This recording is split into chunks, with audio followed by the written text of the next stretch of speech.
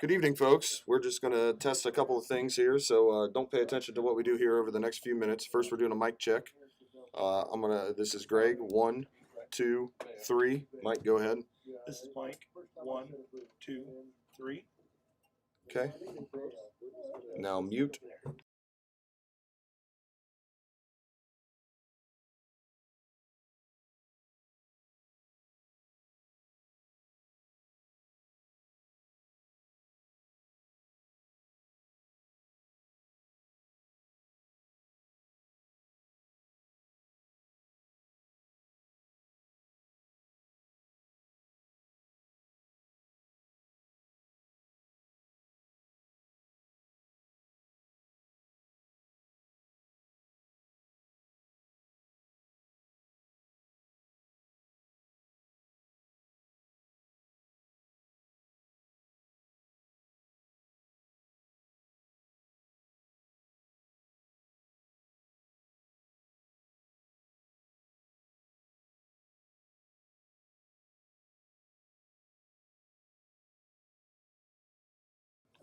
Okay, back. Now we're going to test pregame interview video in 3, 2, 1.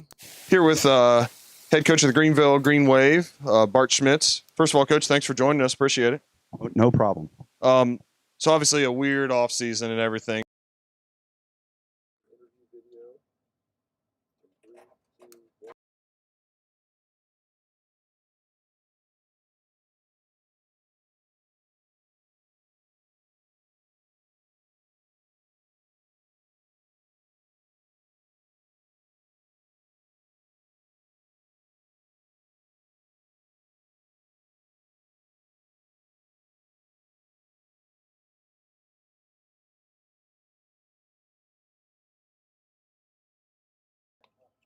Okay, folks, those of you watching, we're going to go ahead and it looks like everything's working okay. We're going to get started with our pregame show around 6:15. So feel free to tune back in then, and we have some interviews with the coaches and so on and so forth. And then we'll get ready for the Green Wave in Sidney here at Harmon Field. Once again, kick off about 7 o'clock. But we'll get started with our pregame show about 6:15. Thanks for joining us tonight. Everybody have a good evening.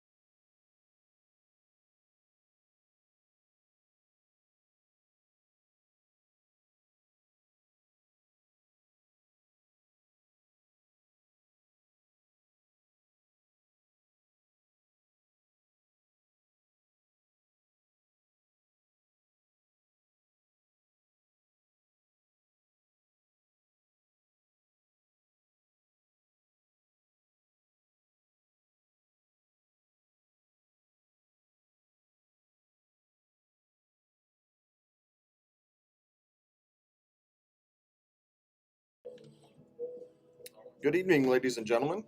Welcome to Harmon Field in Greenville, Ohio for the Yellow Jackets and the Greenville Green Wave in the opener for tonight. My name is Greg Snyder. I'll be the commentator tonight along with Mike Ward, who's also with me. Mike, boy, didn't know if we'd ever see this day. It's pretty nice that we actually get to play a football game. Yeah, it's just great to be here and in Greenville and getting to watch these guys go at it tonight. Absolutely. So we're going to start off here with a couple of interviews. First of all, we came over on Wednesday just to test all the equipment and everything, and we got to talk to second-year Greenville head coach Bart Schmitz. Obviously, did a phenomenal job last year as the Green Wave came away with a 7-3 year after being under 500 the previous 3 years. So already making his mark on the program, and he had been an assistant coach under current athletic director Aaron Schaefer, and he learned a lot from him, and he'll talk about that a little bit in his interview. So once again, this is our interview from earlier this week with head coach of the Greenville Green Wave, Bart Schmitz.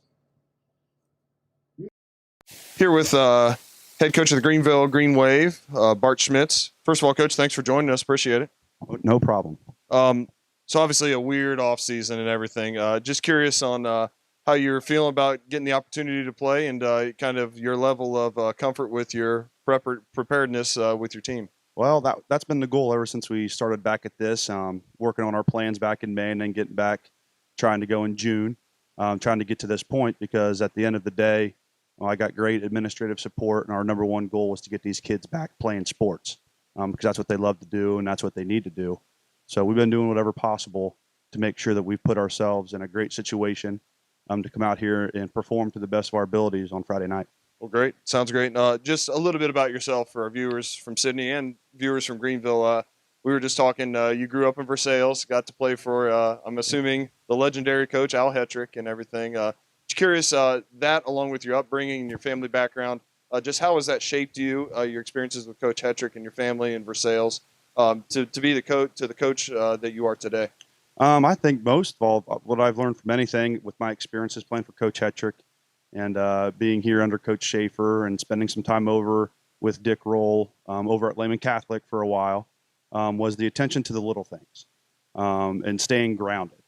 Because if you take care of the little things, the big things will just take care of themselves in the long run. And it's that attention to detail and the attention to the little things that I think is what's made me the person that I am both on and off the field. Sure, and kind of in a unique situation here at Greenville. So you were on staff for Yep. Coach Schaefer. Yep. Can you talk a little bit about him, about what you've learned from him and the mentor that he's been to you, both before you got the job and now that you've gotten the job? He was a great leader, and now that I look back on it, the time that we spent together, he made me do a lot of things that allowed me to be at this point in my career. He threw those extra responsibilities on me and helped me along the way through it. And I learned a lot from him in terms of game planning, how to look at how defensive linemen are lining up and how to attack and exploit certain things. And once again, just the little things and the attention to detail. He's a great leader. Glad that he's my athletic director. He's very supportive in what we do and gives us the great opportunities that we have. Sure, and I think that, I don't want to say rebuilding, but revitalizing a program is something that takes multiple years, and there's things that have to be put in the ground. But there's no denying that last year, I mean, you go from 3-7 and you flip it around to 7-3. What do you attribute such the change in last year to the success that you guys had? Well, first and foremost, had a great group of kids that wanted to be successful. Because that, more than anything, at the high school level, the kids want to have to do it. We can't make them do them for them. And I had a group of kids last year, and a lot of them are still coming back and playing for me, that wanted to win. And then I tried to surround myself with great assistant coaches and was able to hold over a lot of the guys that coached under Coach Schaefer. And I brought in my dad and another young defensive line coach, and we molded together really well. And I think consistency in what you teach them, consistency in how you practice, and consistency in everything that you do on and off the field will allow you to be successful on Friday nights. And that's what we hang our hats on around here is, we do a lot of different things and we run a lot of different formations, but at the end of the day, you got to be able to out-block and out-tackle your opponents. And if you can do that, you got a great shot at winning. Absolutely. Now in Sidney, we're real proud of our facilities, and you guys are kind of in the middle of, revamping yours. And really, the turf, I'm just curious how that has changed the way that you guys do things. I'm assuming for the better. Oh, absolutely. Now Now during the week, if it's raining, you don't have to worry about ripping up your practice field. You get to practice on it all the time. What they've done with this facility so far with the track and the turf, they're taking great pride in what they're doing, and they're doing it the right way. So I'm really happy with how things are going. Great. And one last question before we start talking about your team and then the game tonight. I know we're filming this on Wednesday, but this will air on Friday. Curious, after a successful year, trying to keep kids, still hungry and things like that. Curious what your evaluation was at the end of last year and what you tried to get out of the offseason as you get ready for this year to continue to move forward after a pretty successful year last year. Well, with us, the offseason was cut short there for a while, and then we had to pick back up. But for us we graduated a lot of kids. So for us, it was trying to figure out who can we put where and who's going to step up to allow us to continue to do the things that we want to do. So that's what we've geared ourselves towards, is trying to figure out who and what positions give us the best chance to win. Sure. That's been our number one thing this offseason. Great. And speaking of that, let's start talking about your team a little bit. Obviously, the one that everybody sees and everyone wants to know about is the quarterback position. Yep. You lost a great one in Bikey last year. He, not just passing the ball, but also running the ball. In fact, I think you can correct me if I'm wrong, but whoever you start at quarterback, you had nobody that attempted a pass last year at the varsity level. So somebody's going to throw their first varsity pass probably. Yep. Curious how you approach that position in the offseason and kind of where you stand going into your first game. That position is probably more integral, especially with the offense that we run, having to make critical decisions quickly. But I think the guy that we're going to settle on, he's a big, tall kid. He's strong. He does things the right way, and although he has not played a lot on Friday nights, he's been a pitcher for varsity baseball games, so he's not new to varsity action. So I think people are going to be pleasantly surprised with the production that we get out of that position once again. Great. Sounds great. And we were talking about, before we went on air here, about some returners, and in particular, the one that jumps out on paper, at least, is Mills, your running back, your two-way player, also had a lot of tackles for you last year.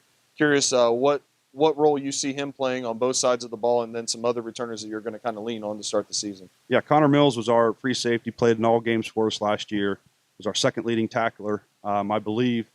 So he's going to continue in that role, and then he's going to pick up a little bit of the slack in the backfield as a running back this year as well.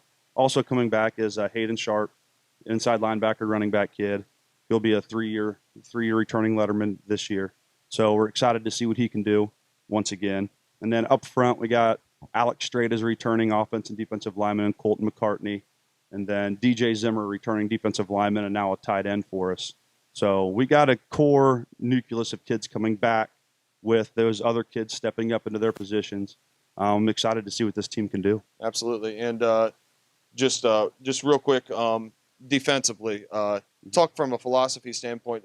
As somebody that's from the outside, from Sidney looking in, Greenville is always seen as somebody that maybe not always has the best athletes, although you had one a couple years ago in Jenkinson that was really, really good. He was good.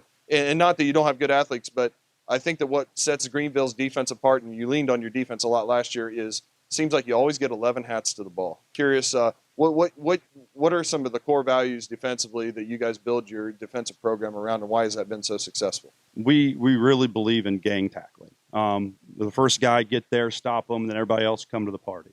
So we believe all 11 hats to the ball. We practice it. We have pursuit drills in practice every week. We really pride ourselves in playing hard, fast, physical football. And with that being said, the reason that we believe that we can play hard and fast and physical is because we try to make things as simple as possible. We give our kids just enough information to make them successful. That way they can play fast on Fridays. Because if you have to think about what you're doing, you're not going to be able to play fast. So we really simplify what we do so our kids can play fast. Great. And just a couple more questions, Coach, specifically about the game tonight. So I think that a lot of coaches or a lot of people from the outside probably focus on you didn't get a scrimmage this year, so you don't know much about your opponent, and that's true. But I'm curious what you got as a coach out of those scrimmages in the past to know about yourself that you're maybe a little bit worried about or just wondering about going into the first game. Well, I think coaches, and I think every coach has the same issue, is how good a shape are you in? Because you can condition and you can run all you want, but and that's what those three scrimmages did for you too, was put you in what we would call game shape. So we're real interested to see how good in condition are we in, and can we play 4 quarters of hard, fast, physical football. And then the other thing that we really lost with not having scrimmages is who's going to step up in those rules that we need them to. Usually in scrimmages you have some time to figure it out, but this Friday night we're going to run out there with the kids that we think give us the best chance to win. But we also understand that if it's not working, we're going to have to make adjustments. Sure, absolutely. Real quick on your opponent, I know you probably don't know too much about, just like Coach Dunn just said, he said, I don't know anything about him. Just curious, what do you expect from Sidney based on your past experiences, based on your research and things like that? What do you expect to see from the Yellow Jackets tonight? Well, Coach Dunn has been there for over 10 years now, I believe. So he's got his program built. But once again, he could have, I think I know what they're going to do, but they could do anything, just like we could do anything. But they got a really good running back coming back. So I would envision them trying to get him the ball a lot. Sure, absolutely. And, Coach, last question. In your mind, not knowing, like I said, much about your opponent, but what are some key indicators, some things that if you do well tonight, you feel like you have a good chance to win? And people laugh at me, but I always stick to the same 2 things. We got to be able to out-block them, and we got to be able to out-tackle them. If we can do those 2 things, we got a chance to win. Well, thanks, Coach. Appreciate it. Good luck tonight and the rest of the season. Appreciate Thank you very joining much. us.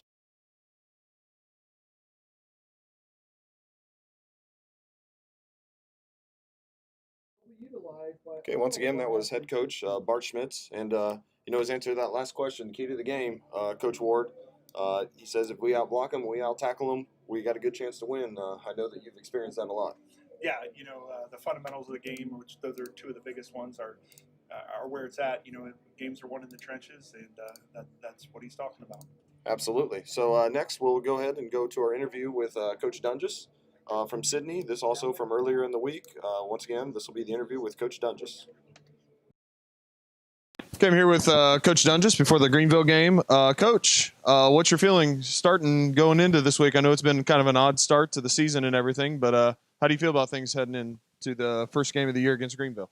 Yeah, definitely a little bit different. No one in our league scrimmaged, so you don't have any scout film. So going into week 1, you have a little bit of scout film just so you get an idea of what people are running.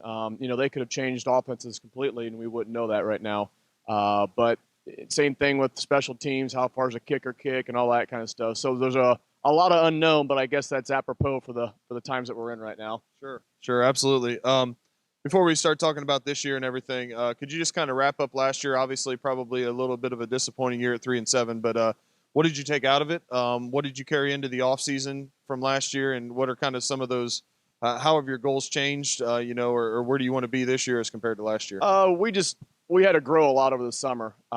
We started anywhere between 6 and 8 sophomores every game last year, and that's Tim Hinton, who's a tight ends coach at Ohio State, always comes in and always asks me how many starters were sophomores that year, because he always says every starter he has as a sophomore is always a loss. So he was pretty close on that last year with 6 or 8 kids starting. So we just needed a lot of growing. And all those sophomores, another year of maturity has helped them out a lot. On the plus side, we got 19 returning lettermen coming back, which is probably 6 or 7 more than we normally had. I think last year we might have been about 10 or 11. So we got a lot of experience coming back, and some new guys who were JV players last year that also grew bigger and faster and stronger that'll be on the field for us this year. So we're pretty excited. We can't use the we're young excuse anymore, so that's out the window. Sure. And along those lines, how many years have you been coaching, the head coach of Sidney now? This will be the 10th year as the head coach. Okay. In your 10th year, what do you think the status of the program is, and what are kind of your expectations going in, year out now? What are some things that you feel like you've established, and kind of what the next steps are in terms of our program? I'm pretty proud that we always field 5 teams every year. We always have a 7th grade team. We always have an 8th grade team. We always have a freshman team, which is hit or miss with some of the teams in our league and in the area. And then obviously we have a JV game and a varsity game. So that's always a point of emphasis for us, our freshman program. Last year in 8th grade, I think they probably finished with 21, 22 kids now. We got 25, 26 kids playing freshman football. So I think that just helps for the stability of your program, and the numbers are good. Our numbers are always 9 through 12, somewhere between 75 and 85, and we're at 80 this year, up a little bit from last year. So we're proud about just having the overall numbers, and the kids continue to come out to play. Our buy-in in the weight program has been phenomenal. There's no issues there. We're trying to get kids coming back and get them in the weight room and all that kind of stuff. We don't have to go find them out and all that kind of stuff. So obviously the next step in the program is to win a league championship. This is the 50th anniversary of the last time that Sidney's won a football league championship in 1970. So that's on our guys' minds. But, the old adage is you got to take it one game at a time, and obviously that's Greenville this week. Sure. And coaching with you and being around you, I know that you're a big believer in this, and I am as well, that your senior class and their leadership says a lot about, how the year goes. It's one of the biggest probably determining factors. What's the pulse on this year's senior class?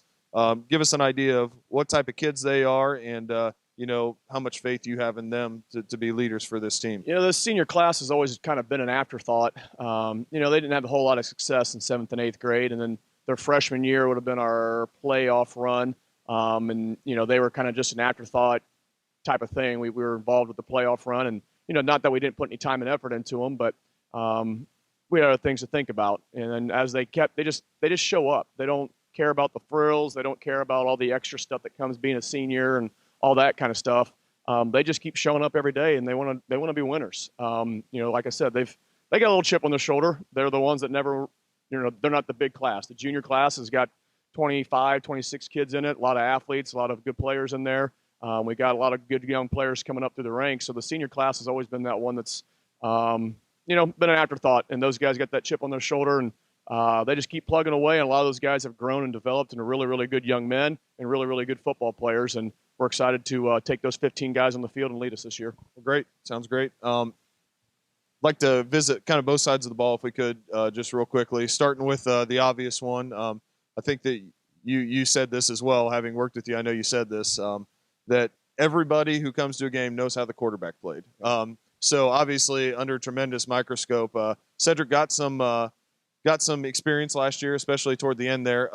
What about him and his development since last year makes you think that he's ready for the next step? Well, he's got a calming presence. He's not a big kid back there. We're going to ask him to be involved in the run game a little bit more this year than maybe he was last year. And obviously he's got to throw the ball. But first and foremost, he's got to be a leader on the field, and he's developed that pretty well here in the offseason. It's his offense. There's no guesswork. There's not another quarterback. It's him this year, and he's got to make things happen. And everything that's going to happen has got to go through his hands. We're going to do, we know what his strengths and his weaknesses are, and obviously we're going to keep playing to his strengths, which is getting the ball out of his hands quick, finding guys on some short game stuff. And then he's a pretty good runner too. He's not a big kid, but he never he never gets squared up. He always bounces back. He's a good, tough kid. Obviously it's his senior year, and we're really excited to see just that development from last year into this year, what he can turn into. Great. And then the guys that he's going to be throwing the ball to you lost 3 of your top 4 receivers from last year. So obviously some new faces. Who are those faces, and what are some things that you ask your receivers to do that you pride that group on? Vontae Martin will be the one receiver coming back from last year, and last year he came back out for football after being gone for 2 or 3 years. Once again, just the growth and the year of just being in the weightlifting and in the football program has been tremendous for him. He's a high-energy guy for us. He's been a little bit more of a vocal leader for us this year. Jacob Wheeler will also be a starter for us on that side of the ball, primarily a defensive guy last year, but he'll be an integral part of the offense. Isaiah Clark is one of those kids that didn't let her last year, but worked his tail off and ends up being the fastest kid on our team. So we're going to be looking for him a lot in the offense. And then that 4th receiver was kind of up for grabs with a lot of different guys, and we're going to have one sophomore that will start for us this year in Sam Reynolds. He's a playmaker. He's going to be, he's also our backup quarterback if something happens with Cedric, but Sam's done a nice job also. And then there might be a couple guys that float in here and there on wide receiver, but those are the guys we're going to go with. They got to block. They got to get downfield, and obviously you're going to have E.J. Davis in the backfield. It's always nice to have a 1,300-yard rusher coming back only into his junior year. So, those are the 5 guys we got to get to the ball to in the offense. Sure, absolutely. And then up front, I watched your inter squad. I got to see that for a little bit, and I don't know all the names and everything, but we got some size up there. We're pretty decent size. Can you talk about those guys, what you have coming back, and what you're expecting from them? Yeah, with our senior linemen, those are the guys that you want to start off with, and it starts in the middle with Brian Jones as a returning starter for us at center. Isaiah Huggins will also be returning on the offensive line for us. Evan Kennedy's back on the offensive line for us. So there's 3 guys that are coming back as starters. Zane Snyder's also played last year as a starter, so he's coming back into his junior year. So there's 4 linemen that are coming back on there, and the 5th spot was kind of open. And, we've been throwing it out there to him for a while, and he's always backed down on it and didn't want to do it. But we've moved Jaden Swiger, who's always been a skill position, and actually ended up being his decision. And before we even got to him this year, he said, I'm going to be an offensive lineman, and he'll be starting for us at tackle also. So it's a pretty big offensive line, especially when Jaden Swiger ends up being the smallest of the five guys. They're athletic. They like to get after it, and 4 of the 5 guys are returning starters, and the 5th one is, oh, by the way, used to be a running back for us. So we'll be all right up front. Well, speaking of running back, you mentioned him before, but obviously the kind of the headline guy, the guy who's going to get the headlines for the most part going into the preseason, B.E.J. Davis. Great season last year, like you said, over 1,300 yards. What's the next step for him? I mean, what are you looking for from E.J.?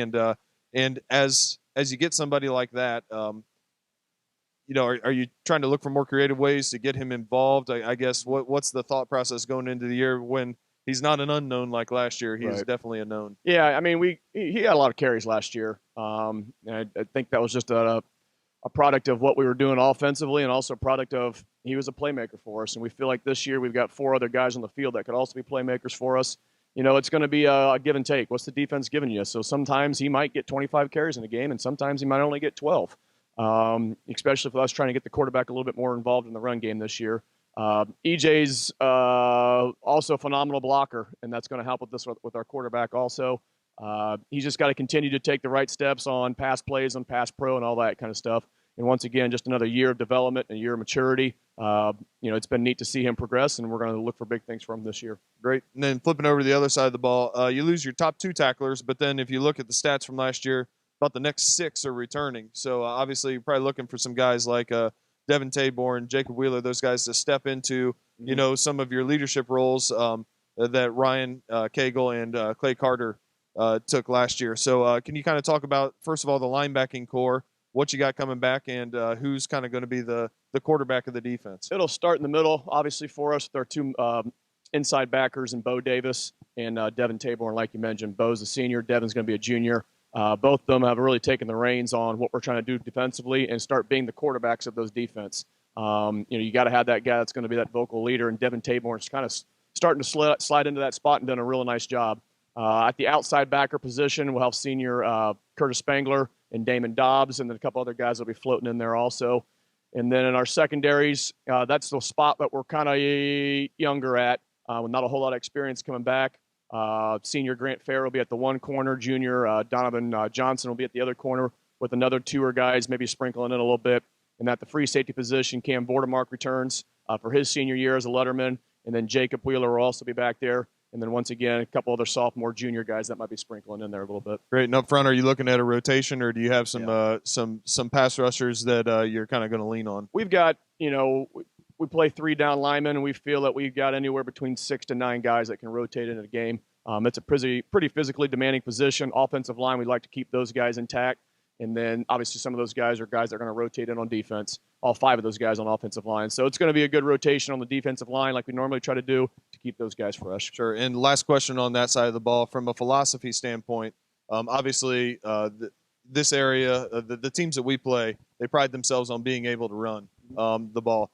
Does that go into your planning in the offseason or anything like that when you're designing your defense? Have you done anything different in that respect? Like most coaching staffs, we spend an extensive amount of time in the offseason reviewing film, doing all the stats and all that kind of stuff on it. And obviously we're not very good in the run game, and we start coming down to it. It was between the tackles.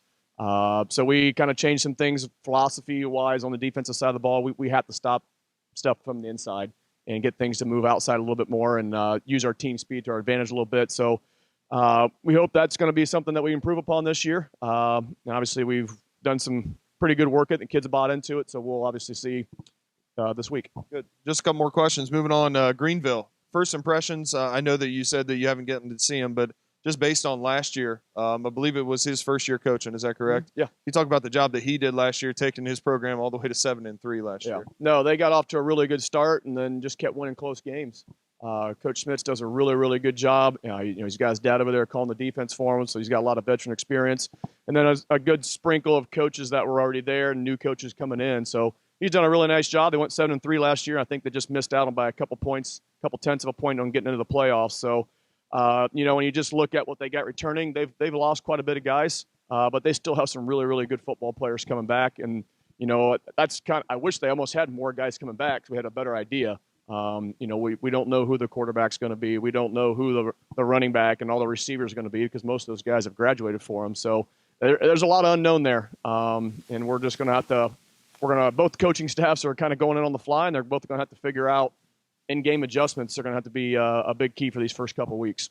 Not having the scrimmage, you talked about not being able to really know your opponent very well, but what have those scrimmages in the past done for you that maybe have put in a little bit of, I don't want to say fear, but are we ready for this first game? What are some concerns that you have not having gone through those scrimmages this year? Yeah, I mean, sometimes you think you're good, sometimes you think you're terrible, and sometimes those scrimmages can help humble kids a little bit.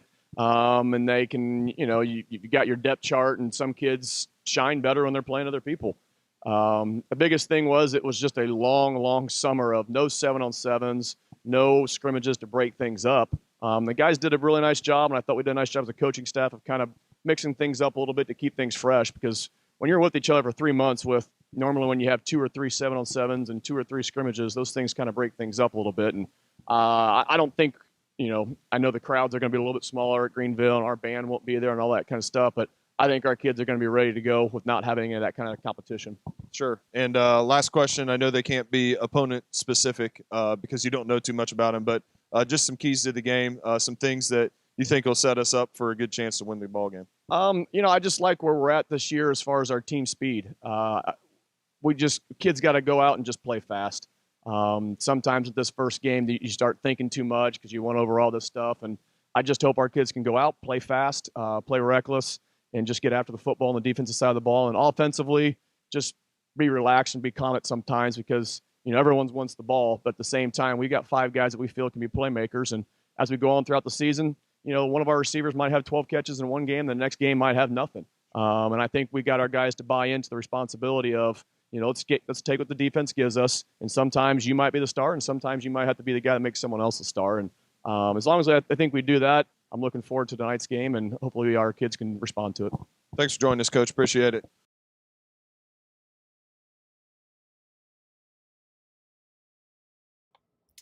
Okay, thanks to both coaches for doing those interviews. You heard Coach Dunn just talk about his offensive line and returning 4 guys. I know that you got to work with them a little bit this summer, Mike. Just curious on what your thoughts are on the group and what they can bring to the table this year. Yeah, in my 5 years working with coaching at Sidney, we had a lot of talented offensive linemen, but this group, it could be right up there with some of those really good groups that we've had. Just a lot of continuity with last year with having 3 returning starters, and even the ones moving in there have a lot of talent, and they mesh, they work together. They could be a really good group. Absolutely. And just going over a couple things here before we get started. We're about 16 minutes and 20 seconds away from kickoff. You cannot see that on your screen. Our plan was to have a camera on the scoreboard, but that camera is not working. So we thought that seeing the game was a little more important than seeing the clock. So I'll try very much to update you as long as we go. We apologize for that, but hopefully we can keep you informed as to where we are at that point in the game and so on and so forth. I want to thank AD Aaron Schaefer and everybody here at Greenville. They've been incredibly accommodating. I will admit, though, this is our first trip on the road that we've ever done, so a little bit nervous. If something goes wrong, we ask you to just keep refreshing. Can't guarantee you that everything will go completely smoothly with our first trip on the road and everything, but hopefully we can get you as much of the game as we possibly can. And if we go down, like I said, check our athletic Twitter account for updates. Keep refreshing, and hopefully we'll be back as soon as we possibly can. But hopefully nothing goes wrong, and we'll see how things go. Just looking at the schedules for the year, obviously a lot of things have changed with the way that we have things going on in this area of Ohio right now. And one of those things is that teams will only play a 6-game regular season, and then everybody makes the playoffs starting in week 7. And then depending on how you do in those playoffs, you can pick up a couple of games after the fact, and maybe get a full 10-game schedule, even if you're eliminated from the playoffs. It's starting with Greenville's schedule. Of course, they open up at home against Sidney, and then they're against Tippecanoe at home again next week. Then they travel to Piqua, play home against Butler, play at Troy, and then finish their regular season at West Carrollton. So they're home, away, away. The Yellow Jackets, on the other hand, are pretty much the exact opposite in terms of their home and away. They start with 2 games on the road, obviously here tonight at Harmon Field in Greenville, Ohio. against the Green Wave, and then they go to Stebbins next week. West Carrollton at home the following week. Week 4 will be at Fairborn, and then they finish at home with 2 games against Xenia and Piqua.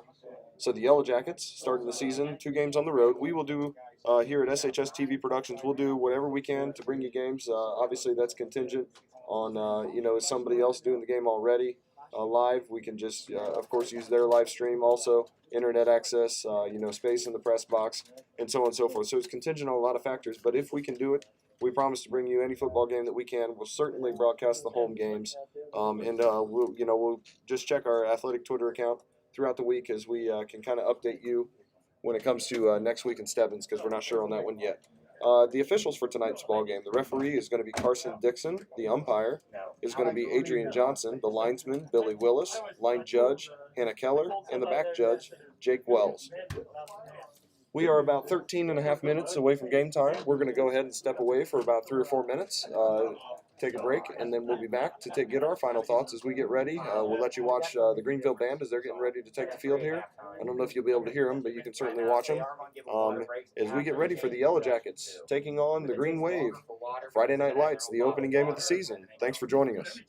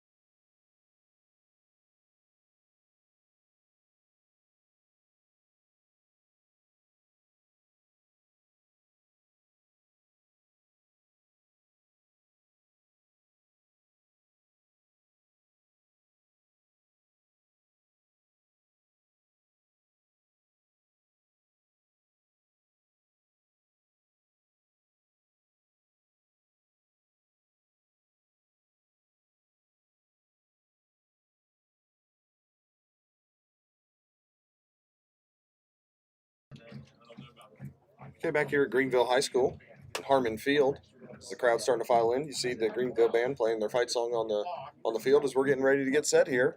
About 9 minutes away from opening kickoff. We have not seen a coin toss yet. We'll let you know when that happens to see who's going to get the ball first. Mike, obviously last year, 19-14, right on this very field. So the Yellow Jackets make 2 trips to Greenville in consecutive years. That was a tough loss. What do you remember from that game last year? Just mistakes that cost us a lot in that game. And I think anytime you go on the road, that's important. Seems like we always make a few extra mistakes when we come over here to Greenville. So obviously limiting penalties, turnovers, things like that are a huge key tonight, especially being the first game of the season. I think whatever team handles not having scrimmages and handling, that rust best will probably come out ahead tonight. Yeah, absolutely, and you talk about that. Last year against St. Mary's, the Yellow Jackets played a really nice game, gave themselves a chance. Eliminating some of those mistakes is obviously going to be key. What are some other keys that you see to this game? Where do you think the game's going to be won or lost? Well, as a former line coach, I always go to the line of scrimmage. But I do think in a game like this, you heard Coach Schmitz talk about it a little bit, and then also Coach Dunges. It's going to be one in the trenches. And, Sidney's going to lean on their running game somewhat, obviously. And it's always one there, and I think it will be today. And then you sprinkle in the big plays. You got to limit big plays in a rivalry game like this. Sure, and last year, Cedric Johnson, got some starts there at the end of the year. Did handle himself very, very, very well. You heard Coach Dungis's thoughts, but also, what are your thoughts in terms of what would you like to see from him moving forward this year? What you hear him talk about on TV a lot of the time, that game manager, and I think Ced's a lot more than that. But I think early on, especially in a game like this, rivalry game, first game of the season, managing those emotions, managing the game, delivering the ball where it needs to be, whether that's in the running game or passing game, is just going to be a huge key. Sure, and it sounds like it's going to be taking the first step for the Greenville Green Wave. It's going to be the 6'4" junior Hayden Bush, and as Coach Schmidt said in his pregame show, has never thrown a pass in a varsity game, but he has competed at the varsity level in baseball and other sports. When you don't have that experience, but you can lean on some of those competitive situations in other sports. What do you think that does for a kid like this for his confidence coming into his first game as a starter? Yeah, in my mind, sports, there's a lot of things that translate, and competitiveness is one of those that translate from sport to sport. So, the term gamer sometimes is used, but being able to rise to the occasion on a Friday night like this is very important. And being 6'4" also doesn't hurt. I don't know that Absolutely. When the last time we had that at Sidney was, but I know it's been a while. So, Absolutely. Well, we're about 6 minutes away from the game. We're going to come back on. We're going to mute ourselves here for a few minutes. We'll come back on when we're ready for the national anthem. Sidney is getting ready over there on the sideline. Greenville will be coming out shortly. We'll come back on when the national anthem is getting ready to be played, and then we'll get ready for kickoff. It's the Yellow Jackets and the Green Wave. We'll be back in just a few moments.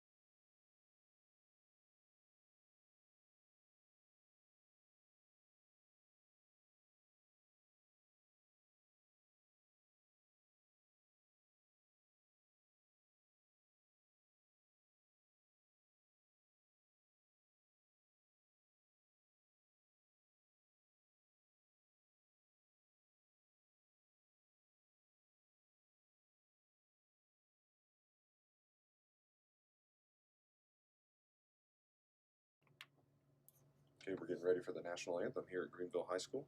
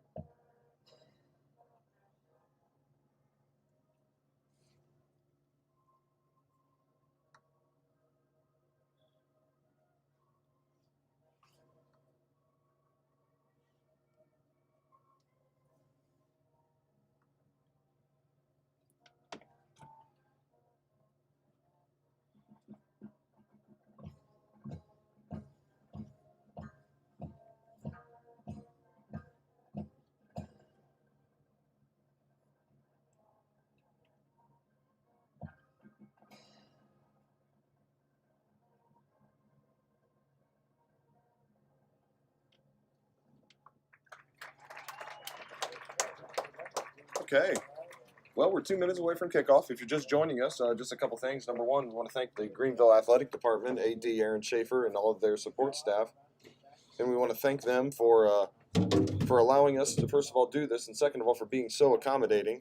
Now, having said that, we are on the road for the first time. So if there are any glitches or anything like that, just please refresh your browser, and hopefully we get back as soon as we possibly can. Just not sure 100% how this is going to go with this being the first time that we've been on the road.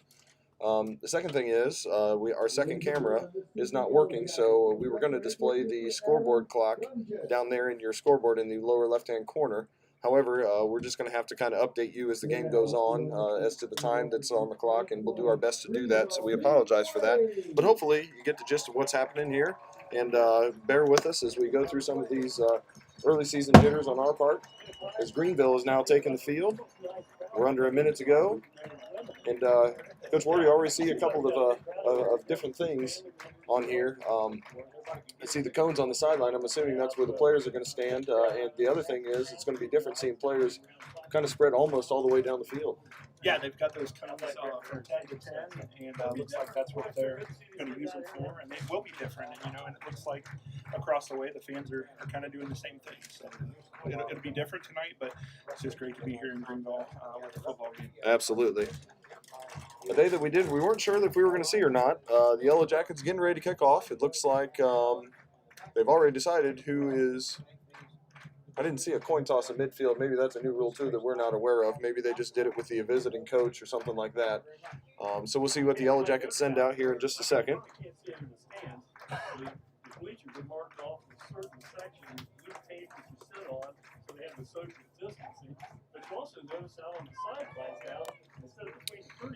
And the last thing I want to say is we will do our best to be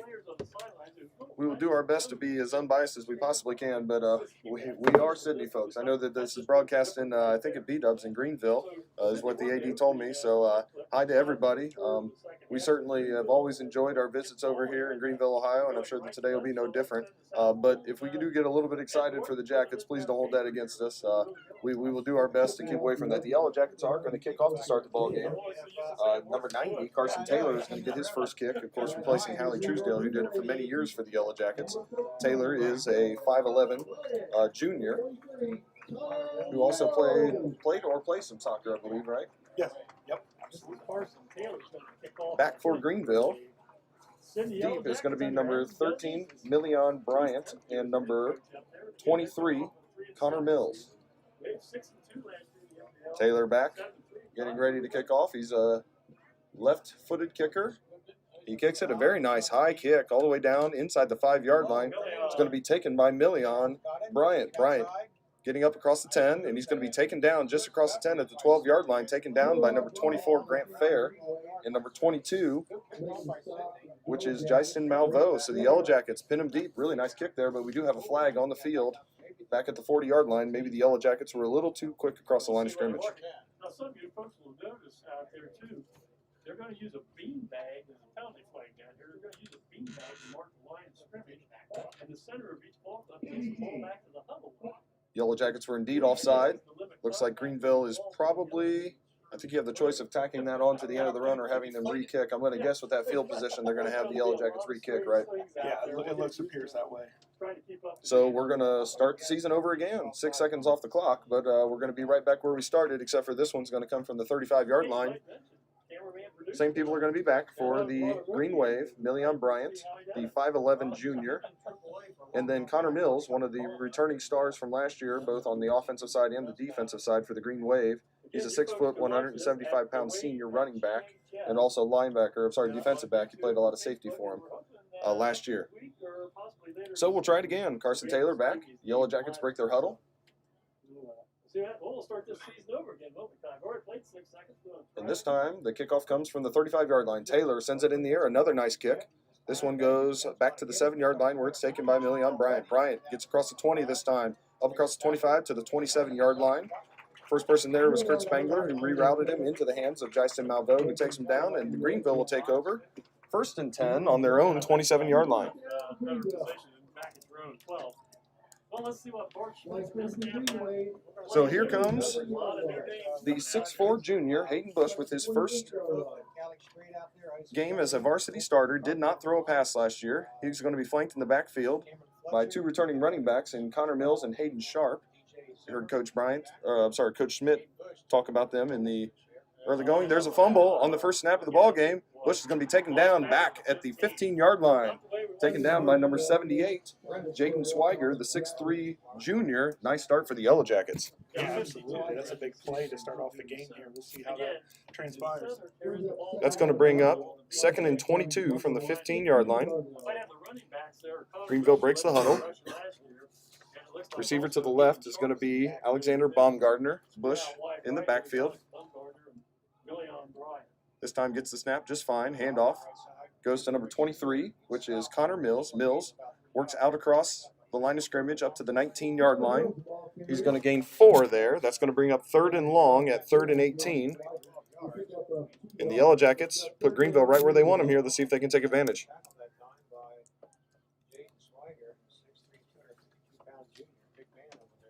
Just under 11 minutes to go here in the first quarter. Be a 3rd and 18 from the 19-yard line. Bush has twins right. Inside the slot receivers, Million Bryant. Bush back to pass. Steps away from some pressure. It's going to be incomplete. Intended for number 13, Million Bryant. Covered out there by linebacker Jacob Wheeler. And the Yellow Jackets are going to force a 3 and out here in the early going. That's exactly how you want to start the season, isn't it, Coach? Yeah, that's a big play, and we'll see if we can get the ball here and see what we do. Greenville in punt formation. Once again, this is part of that you don't really know exactly what to expect. You don't know how far the punter does, except for pregame. Isaiah Clark is back for the Yellow Jackets. Good snap, that's good.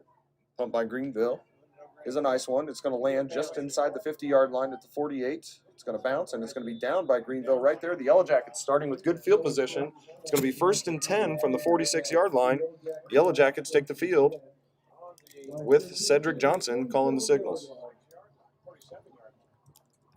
Well, here we go. Sidney comes in. They've got a new quarterback out there. That's going to be number 10, Cedric. So Cedric Johnson is going to come out with 4 wide receivers. It's going to be trips left, it looks like. Actually, we're going to go back to twins, so 2 receivers to both sides. Nope, now we're going back to trips. Early season stuff. They got Avante Martin, Isaiah Clark, and Jacob Wheeler. Greenville with a 4 front. Looks like a 4-2 in the box. Handoff's going to go to E.J. Davis. Davis across the 50. Makes a man miss. Now he's going to be tackled across the 45. He fumbles on the play. And there's a scramble for the ball. Looks like the Yellow Jackets retain possession. So E.J. loses about 2 yards on the fumble. Good job by Isaiah Huggins. Heads up play to get on the ball. Yeah, that's a huge recovery. We talked about it in the game. Turnovers are going to be huge in this game, and that was a very fortunate bounce for the Yellow Jackets. It's going to bring up a 2nd and short, so a nice hole there for E.J. Davis. Yellow Jackets straight to the line, as we are all accustomed to from the past couple of years.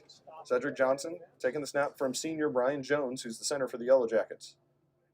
Johnson going to fake it to E.J. Davis and keep it himself. He's going to get a first down out across the 40 down to the 35-yard line, actually the 36. Nice play there, nice mix there. Everybody expected Davis to have it, Coach Ward, and Johnson kept it. Got a nice game for the Jackets. Yeah, Cedric had a nice read there, and that was a great job. Yellow Jackets 1st and 10 on the 36-yard line. We are under 10 minutes to go in the first quarter, 9:45 to be exact. Yellow Jackets still have trips to the left. Johnson yet to attempt to pass. He's going to get the snap from Jones. Comes a blitz by both linebackers. Johnson steps up in the pocket, eludes pressure, and now he's free. Johnson across the 30, down to the 25, first down, inside the 20, out of bounds at the 15-yard line. Good job by Ced there, stepping up, Coach Ward. Yep, he's got a nice start to the game. Let's see if they can finish it off here. Looks like the ball's going to be spotted right at the 15-yard line. Greenville brought some pressure. When you do that leaves some gaps sometimes. The offensive line did a really nice job of giving Cedric a lane, and the Yellow Jackets are in the red zone here, trying to strike first. E.J. Davis to the right of Cedric Johnson. Johnson fakes a toss to him, and he's going to be tackled for a short gain down to the 12-yard line. Looks like a gain of 3, we'll say. It's going to bring up a 2nd and 7 from the 12-yard line. Well, Coach Dunn just said in the pregame we're going to see a little bit more of Cedric running the ball. We certainly have seen it so far. Absolutely. And it's been effective. 9:05 to go in the first quarter. Yellow Jackets threatening here in the early going. Might be in field goal range already. Reynolds and Wheeler to the right. Clark and Martin to the left. Johnson gets the snap. Fakes to Davis. He's going to pass it to Avante Martin. Avante Martin up across the 10, inside the 10, excuse me, down to the 6-yard line. Looks like we're going to be a yard short. It's going to bring up 3rd and 1. Might be E.J. Davis time. Yellow Jackets with a nice drive so far. A little bit of everything, Coach Ward. A little pass, a little run, and a little bit of quarterback run as well. Johnson looks over to the sideline, gets the call. E.J. Davis stays on the left side of Cedric Johnson. There's a fumble on the snap. We got a flag.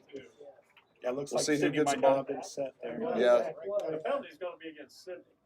We'll see, first of all, if the Yellow Jackets kept the ball or not. Green Wave are clamoring that they have it. We haven't seen no signal from the official yet. They're going to give that to the, yeah, it should be a procedure against that. before the snap and then right? Yeah, it looks like they're discussing it here. It'd be a break for Sidney if that was indeed the case. They maintained possession of the football. You never know what happened here. I mean, it could have just been a mix-up on an audible call. It could have been, sometimes the center hears something that they think is the snap count that wasn't. So we'll just see here as the officials hopefully going to clarify things here. It looks like they're marking off a 5-yard penalty. Yeah, it looks like Sidney will retain the ball.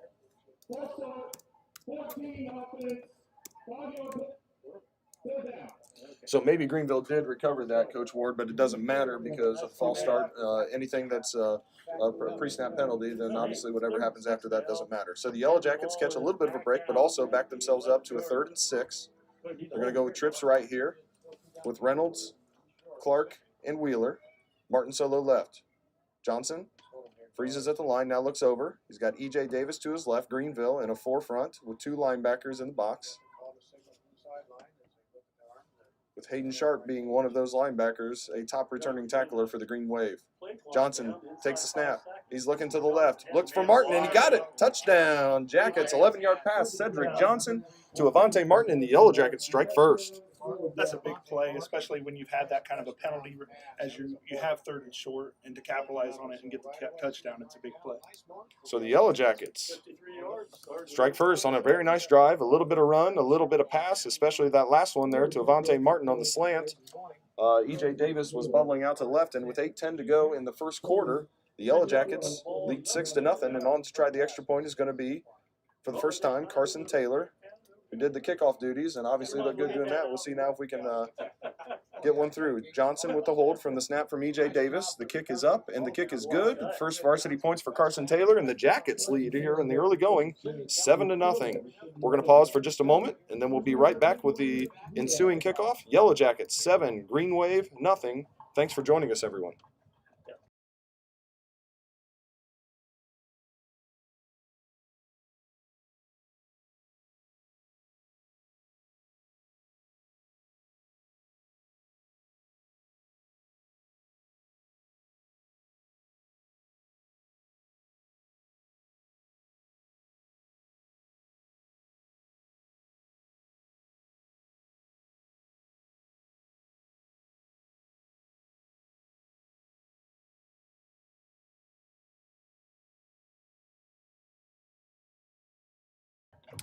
Well, Coach Ward, we're back here. 8:10 to go in the first quarter. Obviously, a very nice drive there by the Jackets, but that just shows you we talked about mistakes here in the early going, first season, no scrimmages.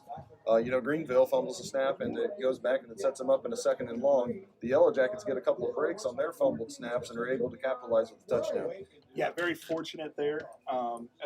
Gives you a lot of momentum when you can have those mistakes and still score on the drive. Yellow Jackets once again to kick off. It's going to be Carson Taylor. He's going to tee it up to, once again, Million Bryant and number 23, Connor Mills. Another high kick. This one back to the 10-yard line, going to be taken by Million Bryant. Bryant works up to the left, gets a lead block from Sharp. He fumbles the ball. It's on the turf. It looks like the Yellow Jackets might have recovered it. Number 17 looks like might have jumped on it. That's Damon Dobbs. They have the Yellow Jackets catch another break. Greenville with a mistake. And the Yellow Jackets have the ball in Greenville territory at the 26-yard line. Couldn't ask for much of a better start, Coach Ward, for the Yellow Jackets. No, we talked about those things before the game. I don't think we're that smart. We just got lucky, and they've been very important early in the game. Yeah, absolutely. So the Yellow Jackets will come out with Swiger at right tackle, Snyder at right guard, Kennedy at left guard, Huggins at left tackle, and Jones in the center. Did a really nice job of blocking for Cedric Johnson and E.J. Davis on that first drive. Johnson has Davis to the left, trips up to the top. Johnson back to pass. Steps up in the pocket. Very nice pocket. Going deep for Martin, who's open. Goes up, almost comes down with it. Really nice defense there by number 13, Million Bryant. And number 28, Truman Nicholas. Boy, maybe a little bit sooner on the pass, but really good job by Greenville to recover. Yeah, pretty good coverage there. They had a nice job. Eye on them the whole way. That'll bring up a 2nd and 10. Yellow Jackets take a shot deep. Certainly was open there for a second, but Greenville with some nice defense, and that's going to bring up a 2nd and 10. Yeah, I think Sidney was really trying to take a shot there, and we just gained full grab of the momentum. Sure. Number 35, Curtis Spangler checks in for Reynolds. He'll be solo right. Johnson waiting on the snap. He's going to fake to Davis again. He keeps it up across the 25-yard line down to the 23. That's going to be a gain of 3 and set up a 3rd and long, 3rd and 7 for the Jackets from the 23-yard line. Let's see if the Jackets can convert on this distance like they did the last time around. Very similar situation, except for a little bit further out from the end zone, but 3rd and 7, 3rd and medium.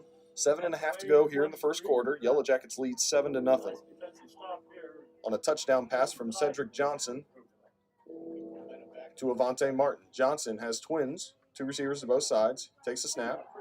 Pressure by Greenville up the middle. There's a pass dropped by Spangler on the right side. Boy, it looked like he had something there. Greenville got upfield, and the screen pass fell incomplete to the ground, and that's going to bring up a 4th and 7 in an interesting situation here for the Jackets. Yeah, I think they had something set up there, Coach Schneider. Linemen were out there and had some guys on there and blocked, and just didn't quite get it there. Kind of in the middle of nowhere here. Probably too far for a field goal. It'd be a 40-yard field goal, although Taylor has a really good leg. The chances of that at the high school level are not great, so the Yellow Jackets are going to go for it. 4th and 7. Another big play in this ball game. Cedric Johnson has trips to the left. He drops back to pass. Pressure by Greenville up the middle. Johnson goes deep for Reynolds in the back of the end zone. Incomplete. Just by the pylon. Boy, he had him. Pretty good throw by Cedric Johnson. Good coverage by Greenville. And that's going to be a turnover on downs. So that's a pretty nice stand there by Greenville, Coach Ward, after the mistake on the kickoff, to be able to come back and give their offense the ball back without any more points going on the board. Yeah, that's huge for them. They needed that, and let's see if they can come out and get the ball moving here. So Greenville Okay, well, will hey, come back great out. stuff. Let's go now. They've got Hayden Bush at quarterback. Only one receiver in the backfield. I'm sorry, only running back in the backfield this time, and Mills, number 23. Bryant goes in motion. We're going to hand it off on the jet sweep. Bryant gets upfield. Actually, sorry, the quarterback kept it up across the 25-yard line to the 29.5-yard line. That's going to be a gain of 6. Bring up a second and short. This time, Greenville gets ahead of the sticks, unlike last time where they put themselves in a second and long situation. Ball's marked at the 29. So 2nd and 4. 6:50 to go in the first quarter. Bush, once again, will get motion this time from DJ Zimmer. He will hand it off to Zimmer. Zimmer up across the 30. He's going to be tackled by Vordermark. Nice one-on-one tackle there by Camden Vordermark. And we got a flag on the field. Looks like something after the play. We'll wait and see what it was.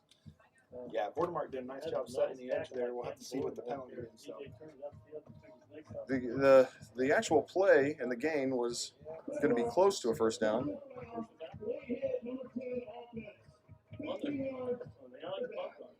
Looks like Greenville had some extracurricular activity there after the play. It's going to be a 15-yard penalty, but it is a dead ball foul, so I believe the officials are going to get together here. It's probably going to be 1st and 10 because that'll be enforced after the play.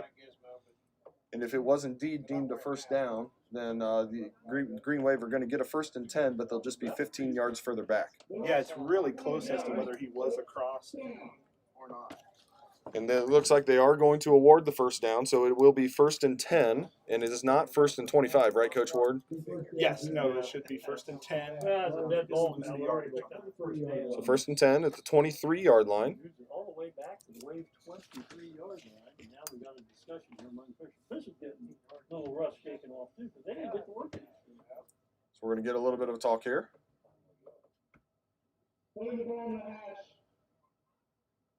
We're going to move the ball about 4 feet to the left. That's where it should be. And sometimes that can change the play call. So we'll see what Greenville dials up here. Yeah, you see the officials dropping the beanbags. That's so that they don't touch the football. And now Coach Dundas has a question as he talks to his line judge, who's going to come out and talk to the main official. Early in the season. Well, your impressions so far on the line of scrimmage, Coach Ward. Obviously, it's going to play an important part so far, but what are your impressions so far in terms of the jacket and the Green Wave? It seems like Sidney's been able to get some push up front, offensively and defensively. Greenville hasn't gotten anything up the middle. Got a little bit there on that one play, but they've done a nice job. We'll just see how it keeps going here. So now they move back 5 more yards. They must have marked only a 10-yard penalty. Here we go. It's 1st and 10 at the 18-yard. So Jackson Pettit in nose guard for the Jackets. That handoff is going to go to number 23, which is Connor Mills. He's going to be caught in the backfield. Nice play there by Michael Frank and Camden Vordermark, it looks like, who were around the ball. A short gain on the play. Looks like a gain of 1, so that's going to bring up 2nd and 9. Nice job by the Jackets there. Yeah, Vordermark's been in on a couple plays just on this series alone. 1 yard gain. So 2nd and 9 from the 19-yard line. Green Wave with twins, 2 receivers to both sides. We're going to get a motion here by Bryant. Quarterback Bush hands it off to Bryant on the jet sweep. He's going to be taken down. Really nice play out there by Devin Taborn, the linebacker. He flowed well and really found the ball there quickly, didn't he, Coach Ward? Yeah, they're doing a nice job flying to the ball, and it looks like they're setting the edge really well tonight so far. So that'll bring up a 3rd and 7, we'll call it. 3rd and 7 or 3rd and 8, depending on how you look at it. Ball's going to be on the 21-yard line. 5:40 to go in the first quarter. Sorry that we don't have a clock on there. We'll make sure we get that fixed for the next game. Bush takes the snap. He's going to roll left. Pressure from Curtis Spangler. Spangler might have gotten a handle on it. Ball's going to fall incomplete, intended for Alexander Baumgartner. Defensive back Donovan Johnson was in on the coverage. That's going to bring up a 4th and 7, and the Yellow Jackets once again look like they might force a punt. Yeah, Spangler, even if he didn't get a tip on that, he made that play by forcing an errant throw by the quarterback Bush there. So back to punt. It's something 6. I can't see the number. Can you, Coach Ward? No, I don't have a good angle at it either. We'll see if we can get that. But back for the Jackets, number 5, Isaiah Clark. Last time there was a punt, it was about a 35-yard punt that was down by the Green Wave. We'll see how this one ends up. Snap goes back. Here's the punt. The punt was by number 26, Nolan Curtis. This one also is going to fall to the turf, about the same spot as the last one. We got a flag on the sideline. It's going to be down at the 44-yard line. We'll see what the flag is first. Might have a sideline warning, Coach Ward. Once again, these early season things. Yeah, sometimes those Sidney coaches can get a little excited over there too. You've never been a part of that, have you? No, never. Yeah, whatever it was, maybe the flag just dropped on the field. It looks like no change in where the ball is. So with 5:24, the Yellow Jackets take over. It's 1st and 10. They lead 7-0. The Yellow Jackets have had 2 drives. Both have gone into Greenville territory. Cedric Johnson, with E.J. Davis to his left. Johnson takes a snap. He'll hand it off to Davis. Davis bounces out to the right, gets a block from Swiger. Davis makes 2 people miss, gets across the 50. Boy, he made something out of nothing there. It looks like we're going to get at least a 6-yard gain across the 50 to the 49-yard line. Nice play by E.J. Davis. Yeah, I thought he was going to run out of room there, and eventually he did, but he got some yards there before he did. Puts the Jackets ahead of the Sticks. They will be 2nd and 4 from the 49-yard line. 7-0, 5:15 to go. Actually, 5:16 to go. Excuse me. Clock is stopped with play going out of bounds. Johnson has twins, 2 receivers to both sides. E.J. Davis to his right. Greenville looks like they're in a 4-3 that's shifted over a little bit.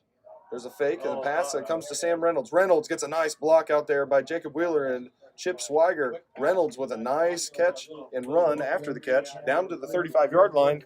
Another short pass and another first down for the Jackets. Yeah, I think we've seen already that Sidney's looking to get the screen game going a little bit more this year and early in the game especially. So the Yellow Jackets moving the ball nicely, both on the ground and through the air. A little bit of EJ, a little bit of Cedric Johnson, and a little bit of the outside receivers so far. And that's going to bring up a 1st and 10 inside the Greenville territory at the 35-yard line. Cedric Johnson taking his wristband. He's got E.J. Davis to his right. And he's going to hand off to Davis. Davis with a little bit of a hole on the left side. He's going to work his way down to the 30-yard line. He's going to be tackled by DJ Zimmer and also Brennan Seifring in on the tackle. That's going to go down to the 31-yard line, a gain of 4. 2nd and 6 for the Yellow Jackets. Nice first down gain. Yeah, you know, it's not the fanciest play in the world, but that's exactly what you want on first down. You get 4 yards, you're very happy. So 4:40 to go in the first quarter. Yellow Jackets leading 7-0.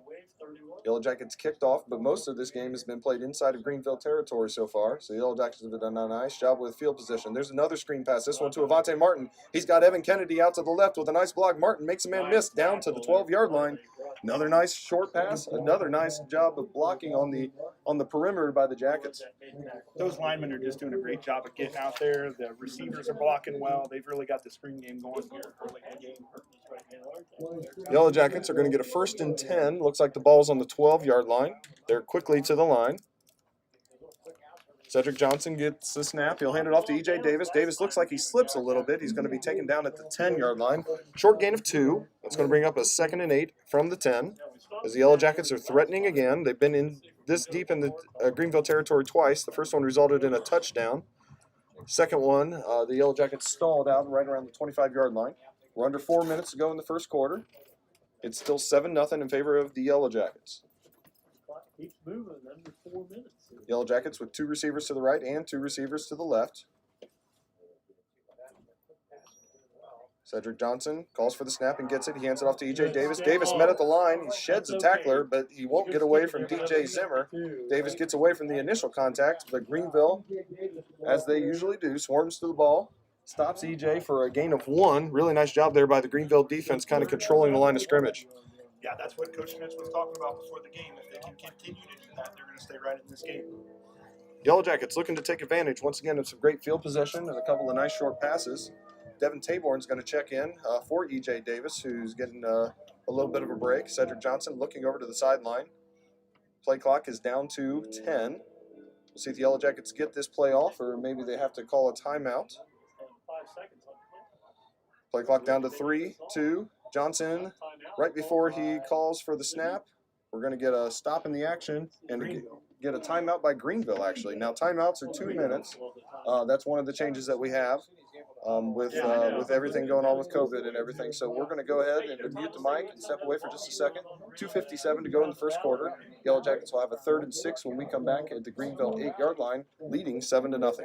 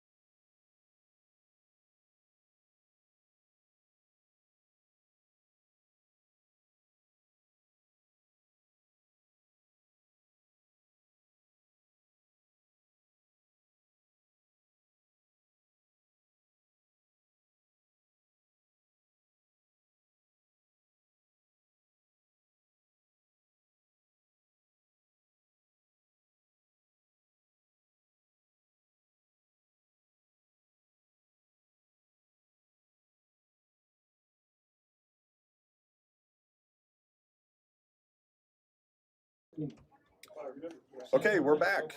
Yellow Jackets getting ready for a key play here. What do you think we're looking for here, Coach Ward? I think a short pass here or a outside run is probably what they're going to go with here. Here we go. Cedric Johnson freezes at the line, trying to get Greenville to draw on both sides. Greenville very disciplined, does not. Now the Yellow Jackets have their play. Trips to the right. Cedric Johnson's going to keep it behind the block of Devin Taborn. That's going to be close. He sidesteps down to the 4-yard line. It's going to be 4th down. Yellow Jackets are going to have a 4th and short, 4th and 2. Decision time for Coach Dunges. See if he brings out the field goal unit or if the Yellow Jackets go for deep in Greenville territory.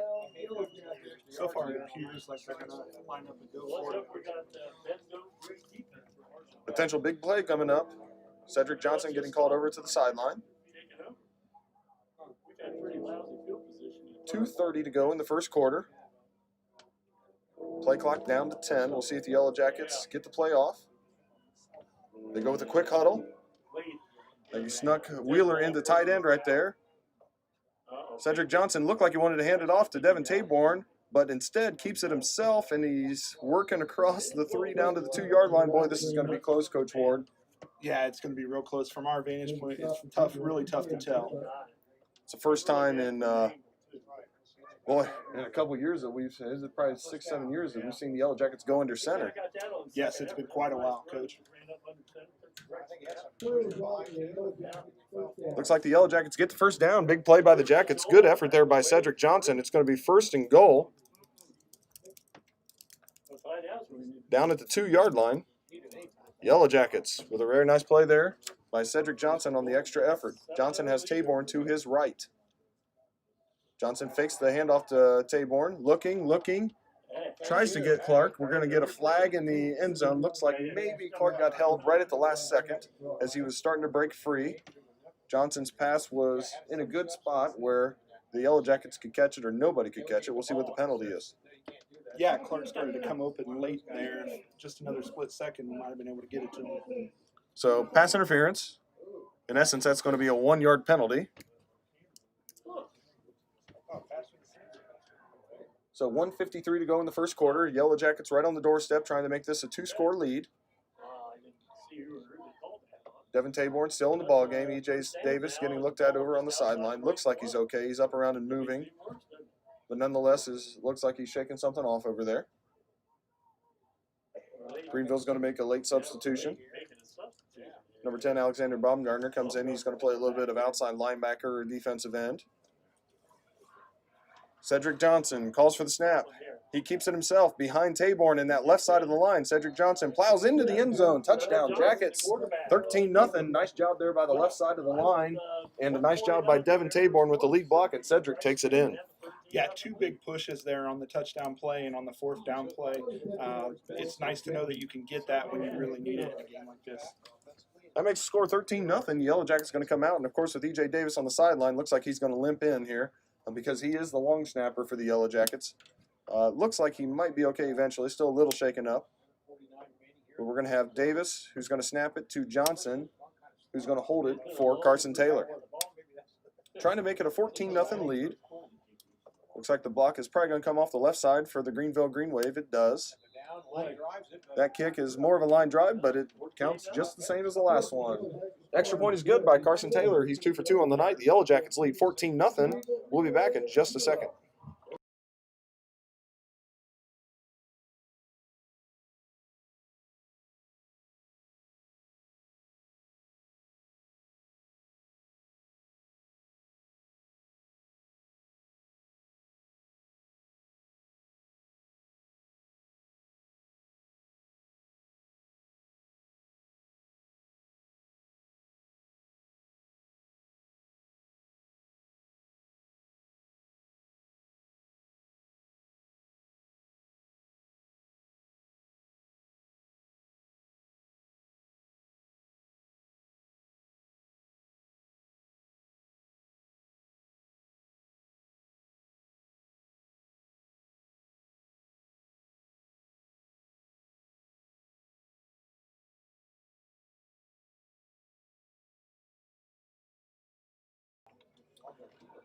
$1:49 to go in the first quarter. Yellow Jackets lead 14-0.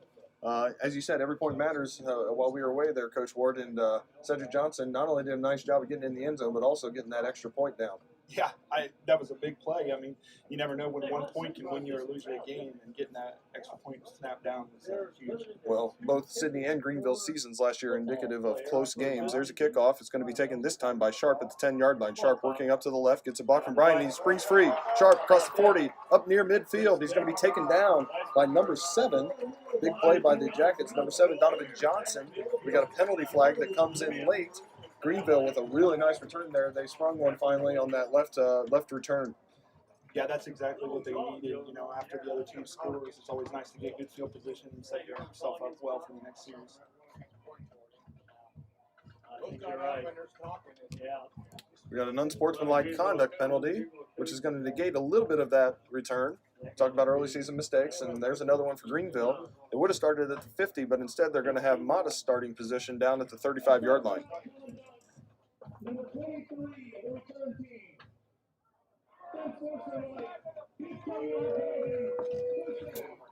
Greenville faithful not happy about that one, and rightfully so. But we're at the 35-yard line for the Yellow Jacket. I'm sorry, for the Green Wave. The Yellow Jacket defense comes onto the field up front. Looks like we have Keenan Johnson, Jackson Pettit, and Michael Frank. The outside linebacker positions, we have Curtis Spangler and number 17, Damon Dobbs. And then the inside linebackers, Bo Davis and Devin Taborn. Bush back to take the snap. He bobbles it. Ball's on the ground. It's still free. See who comes up with it. Looks like Greenville finally pounced on it. That's the second drive that they started with a bad snap. As we go 1:30 to go in the first quarter, another wasted play for the Green Wave. Yeah, it's just tough to start your drives out that way. It really puts you behind the sticks and makes everything you do from that point forward just that much more tough. And you got to worry about, getting the snap every time. That one looked to be a pretty good snap, maybe a little bit high. But either way, Greenville, 2nd and long here, 2nd and 11, 1:10 to go in the first quarter. As they come to the line, they send 2 receivers to the right, and Baumgartner and Bryant in the backfield. You have Sharp and Mills. There's going to be a false start, as the Greenville was going to. Actually, we're going to maybe get an illegal motion because they let the play go on, and there's going to be a flag on the back end as well. So perhaps illegal motion because it was not blown dead, and then maybe defensive holding or something like that might end up offsetting here. We'll see what the officials have to say. Yeah, early it was definitely the back in the backfield that moved forward on that with the illegal motion. We'll have to see what the back end was. Now, that play looked like a first game play, right? With no practices and no scrimmages. Yeah, at this point, you're usually on your third set of 10 in your first scrimmage early in August. We'll see what the official has to say here.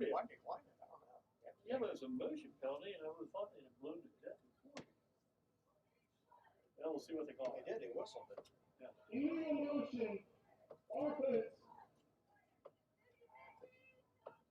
See if Sidney declines it.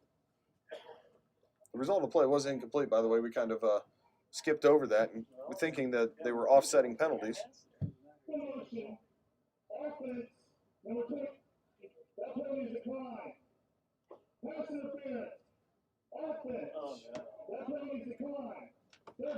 So both penalties on the Green Wave. The Yellow Jackets elect to decline both penalties and set Greenville up for a 3rd and 11 from the 34-yard line. yeah, you want to take the down there and get them to third down and hopefully get them off the field. So 3rd and 11, 34-yard line.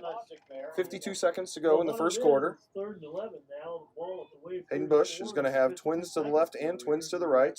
In the backfield with him is going to be number 25, Hayden Sharp. Bush back to pass, getting pressure off the edge by Dobbs. Pass is going to be complete to the running back, Hayden Sharp. Sharp is going to be taken down short of the line of scrimmage. Nice play there by, was that Curtis Spangler on the play? I think it was definitely getting some pressure from the outside. Those outside linebackers, Sidney's showing a little different front this year, and those outside linebackers have done a nice job of getting some pressure on some big third down plays. So that's going to bring up 4th and long from the Greenville 32-yard line. Once again, back to punt will be the Green Wave, number 26, Nolan Curtis, and back to receive for the Yellow Jackets, number 5, Isaiah Clark. Yeah, we'll see if Clark fields one here. First couple of hit the turf. Snap is a little low. Nice job of handling. It's going to be tipped to the line by Bo Davis. Bo Davis with the block. Greenville's going to down it at the 40-yard line. And the Yellow Jackets with another great play, this time on special teams. Boy, those block punts can be huge in games like this. Oh, those any sudden change thing that you can do, that one definitely limiting the field position and just turnovers and things like that are just, they're where the game's won and lost. Absolutely. And, those are high-risk, high-reward plays because if you miss it and you run into the kicker, could be a first down for the other team. But in this case, the Yellow Jackets pay off with a really nice block there by Bo Davis. Then they're smart enough to get away from the ball, something that I'm sure was gone over with by the coaches beforehand since it went across the line of scrimmage. That way they couldn't fumble it, and instead they'll take over 1st and 10 on the Greenville Green Wave 40-yard line. Last play of the first quarter coming up right here. Cedric Johnson's going to toss it to E.J. Davis back in the ballgame. Davis has a nice surge on the left side. He's going to gain about 6 yards. Step out of bounds right at the 35-yard line, so we'll call it a gain of 5. That's going to end the first quarter. Yellow Jackets with a really nice first quarter on both sides of the ball and special teams. They lead 14-0. We'll step away for just a minute, then we'll be back for the start of the second quarter. You're watching Yellow Jackets against Green Wave, opening night 2020. Thanks for joining us, everyone.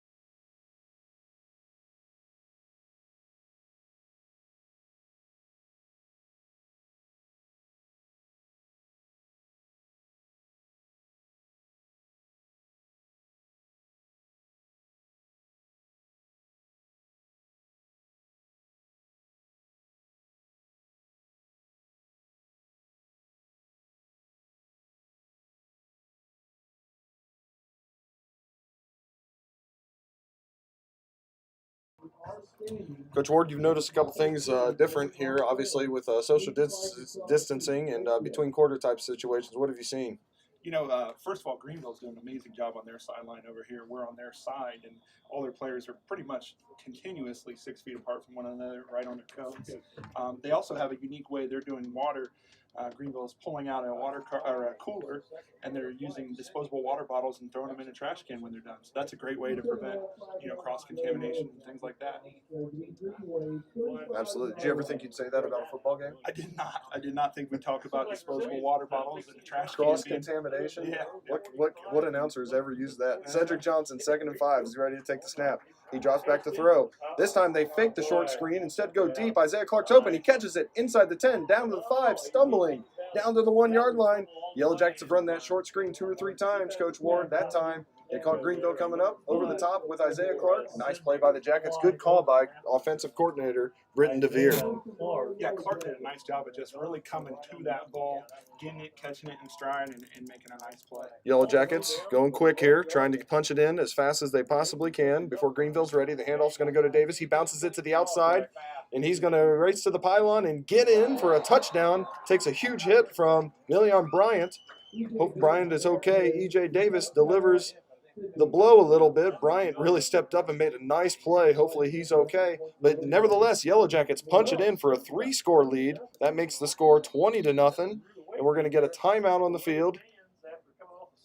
It looks like we're going to make sure that number 13, Million Bryant's okay. Boy, I sure hope he does. That was quite a collision. Really aggressive play. Nice play by Bryant to try to step up.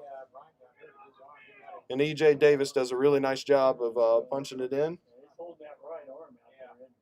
Yeah, you hope he's okay. He's done a nice job for him out there. Yeah. And you never want to see somebody hurt in any point of the season, but especially first game.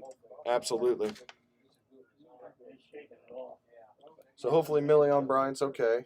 Still walking under his own power, but I'm sure that they're going to talk to him and check him out and make sure that everything is okay. Carson Taylor is going to be back on for the snap from E.J. Davis, the hold by Cedric Johnson, trying to make this a 21-0 ball game. Good snap, good hold. This kick is up, and it is good. That makes it 21-0. The Yellow Jackets lead here in the early goings of the second quarter, 11:44 to go in the first half. And we'll be back in just a moment.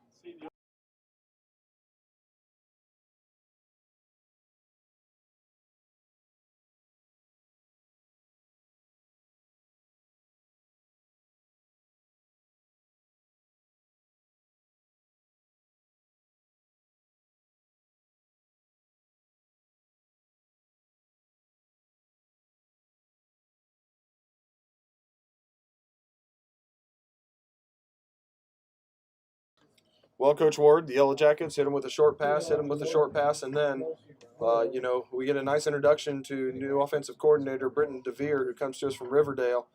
Boy, that was a great call, wasn't it? Yeah, he's done a great job of mixing it up. I think everybody thought with E.J. Davis, leading the league in rushing last year, it would just be all Davis all the time. But he's done a nice job of mixing it up. Obviously, the screen game's been a big part of it, and that's just another extension of the run game. Great job by Ced Johnson delivering the ball. Great job by Isaiah Clark catching it. But let's not forget those big guys up front. Boy, they've given Ced a lot of time and a lot of lanes when they needed to. They've done exactly what they've been asked and what we were talking pregame about. Hopefully, they would be able to do. Yellow Jackets set to kick it off for the 4th time today. Carson Taylor will kick it deep. The ball is going to go inside the 10, all the way down to the 3. It's going to be finally picked up by number 23, Connor Mills. He's met deep by Jason Malveaux, but spins away. Nice return by Mills to get out across the 15-yard line, down to the 16-yard line, where a swarm of Jackets takes him down. Greenville Green Wave, though, will start inside their own 20-yard line. That's a win every time, no matter how you cut it, Coach Ward. Yeah, and it's important for Greenville to get on that ball. Every once in a while you'll have a play in a game where a player doesn't get on that right away, and then you either end up really far back there, or maybe the kickoff team is able to recover it. And also great kickoffs by Carson Taylor so far. They've been high and deep. Phenomenal. It's such a huge weapon in the high school game. 2 backs for the Greenville Green Wave. Bush is going to take the snap. He's going to hand it up to the fullback, the lead back this time, number 25, Hayden Sharp. Sharp's going to work up across the 18-yard line to the 19-yard line, gain of 2, where he's taken down by a swarm of Jackets in that defensive line. Defensive line has done a nice job of controlling the line of scrimmage so far. Yeah, there haven't been many holes. Even when they have, it's been a short burst. They've done a nice job of setting the edge and also just plugging that middle up. A lot of new faces on that defense, but they're doing a great job out there tonight. Green Wave break the huddle with their 2-back set again. It's going to be Sharp to the right and Mills in the pistol formation behind Bush. Bush is going to hand it off. No, sorry, he fakes it. Now it's going to run option.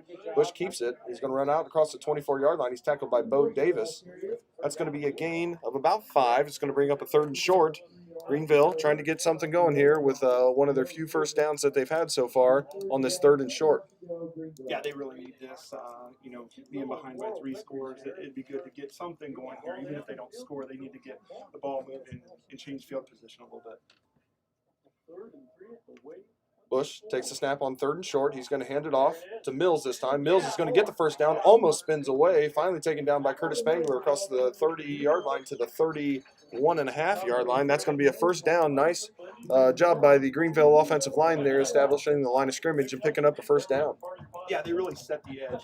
We've talked about that a lot tonight, and they were able to do it on that play and had some success. I by no means know Coach Schmitz really well, but I'm sure that he's going to stick to his game plan and try to get this back a little bit. As he said, if we can out-block him and out-tackle him, and I'm sure he's trying to out-block him right now, they do a nice job there, picking up 3 runs and a first down. The handoff this time is going to go to number 25, Hayden Sharp. Sharp is met right at the line by a host of Jackets, including Michael Frank and Devin Taborn in on the tackle. It's going to be a short gain. We'll call it a gain of 2. So it's going to be 2nd and 8. Yeah, and there's still 10 minutes or just short of 10 minutes to go in this first half. So there's plenty of time for them to do what they do. They go down and score here. They still got a great chance in this ballgame. Green Wave bring in the play, or actually looking over to the sideline for the signal. Play clock is down to 10. Looks like Coach Schmitz might let it run down and take a timeout here. 9:20 on the scoreboard. Coach Schmitz is going to do just that. So while we have a timeout, 9:16 to go in the first half, it's going to be 2nd and 8 when we get back from the 34-yard line. Yellow Jackets lead 21-0. Thanks for joining us, everyone.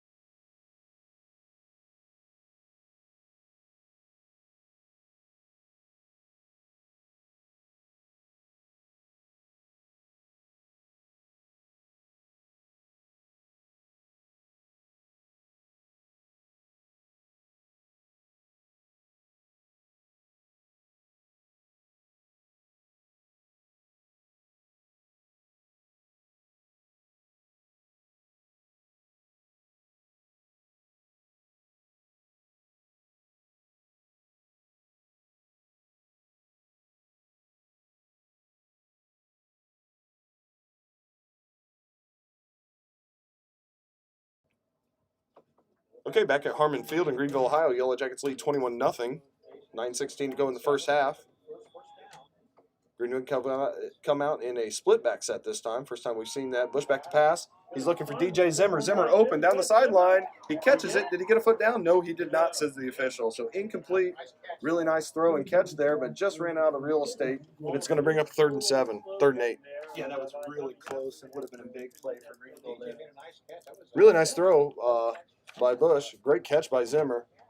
Just wasn't quite able to get that left foot down. Looked like he caught it with his right foot down. If he would have caught it with his left foot down, might have been in. That's going to bring up a 3rd and 7. The Yellow Jackets have a chance to get the defense off the field again. This time it's going to be a one-back set. Number 23, Connor Mills, is off to the quarterback's right. Bush flush to his right, and he's going to be taken down in the backfield by Bo Davis. Bo Davis with a sack. Got some pressure on the right side from Curtis Spangler in the right side of the defensive line. Bo Davis cleans it up for a sack, and that's going to bring up a 4th down and long. Greenville going to punt.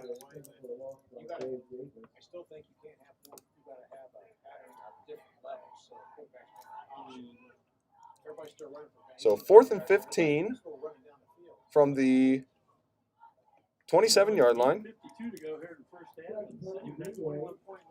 Back to punt is going to be number 26 for the Green Wave, Nolan Curtis. We're going to get a timeout, it looks like, by the Yellow Jackets, because they weren't quite ready for that personnel on the quick change by Greenville. So with 8:49 to go in the first half, we'll pause for just a second.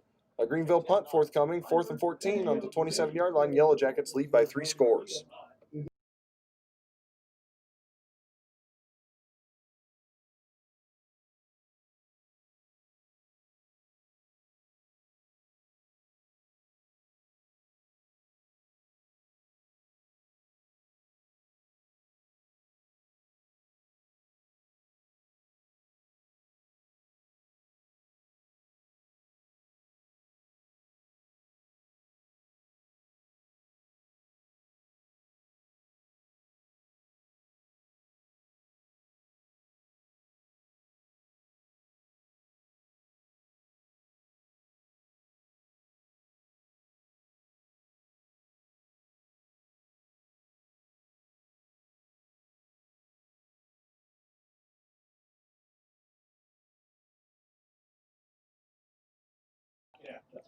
All right, back at Harmon Field. Greenville ready to punt. Nolan Curtis back to punt. Isaiah Clark back for the Jackets. Here comes the snap. It's a good one. It's blocked again by the Jackets. Curtis Spangler gets his hands on this one. The ball is going to be recovered by the Jackets. Either way, it's going to be Jacket ball since it's not to the sticks. That's the second block punt, the second big play on special teams The Yellow Jackets have been very good offensively, certainly great defensively, but some big kickoffs and some big plays on special teams for the Jackets. All three phases, they've been doing a really nice job, and that's why it's evident on the scoreboard, 21-6. Those plays are huge. 1st and 10 from the 28. Once again, Yellow Jackets with fantastic field position. Last time that they blocked a punt, they took an immediate deep shot, after a turnover on a kickoff.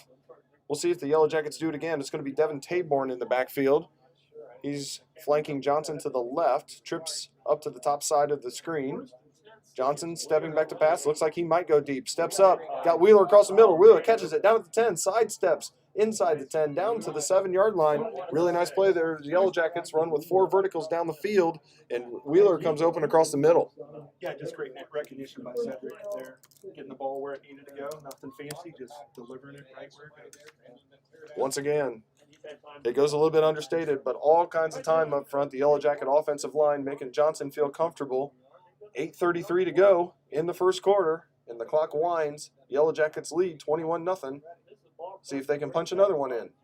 Johnson has Taborn to his right. He takes the snap, and he will hand it off to Taborn. Taborn with his first carry gets inside the 10, sidesteps DJ Zimmer. Zimmer continues to pursue, takes him out of bounds. Nice play by DJ Zimmer. And that's going to be virtually no gain, it looks like. It's going to set up a 2nd and goal from the 7-yard line. Yeah, Greenville did a nice job of just stringing it out there, not allowing him to get upfield and get some momentum. They maybe got a half a yard. So 2nd and 7 as we go under 8 minutes to go in the first half. Play clock down to 20 as the signal comes in from the sideline. 2nd and 7. Johnson gets that signal, 6.5 yard line. and he's going to call the play. He positions Devin Taborn where he wants him. 7:44 to go. Johnson takes a snap from Brian Jones. Johnson fakes the handoff, passes to Avante Martin. Martin into the end zone. Some nice blocks out there by Isaiah Huggins, Evan Kennedy, Isaiah Clark. Johnson to Martin for the 2nd time today. Another Yellow Jacket score. Just another great drive by Cedric. That makes the score 27-0. Cedric Johnson really having a nice ball game for the Yellow Jackets. He's made some heady plays. He's made the easy throw, and he's put the ball on the money when people have been open. The Yellow Jackets have done a nice job of capitalizing on some turnovers and some nice special teams plays. And now they have a chance with this Carson Taylor extra point to possibly go up 28-0. Yeah, it's a great start to the season. They just got to keep it going. High snaps. Johnson gets the snap down on the hold, and the kick is up and good. That makes it 28-0. Yellow Jackets dominating here in the early going as they lead by 4 scores. We'll pause for just a moment and be right back.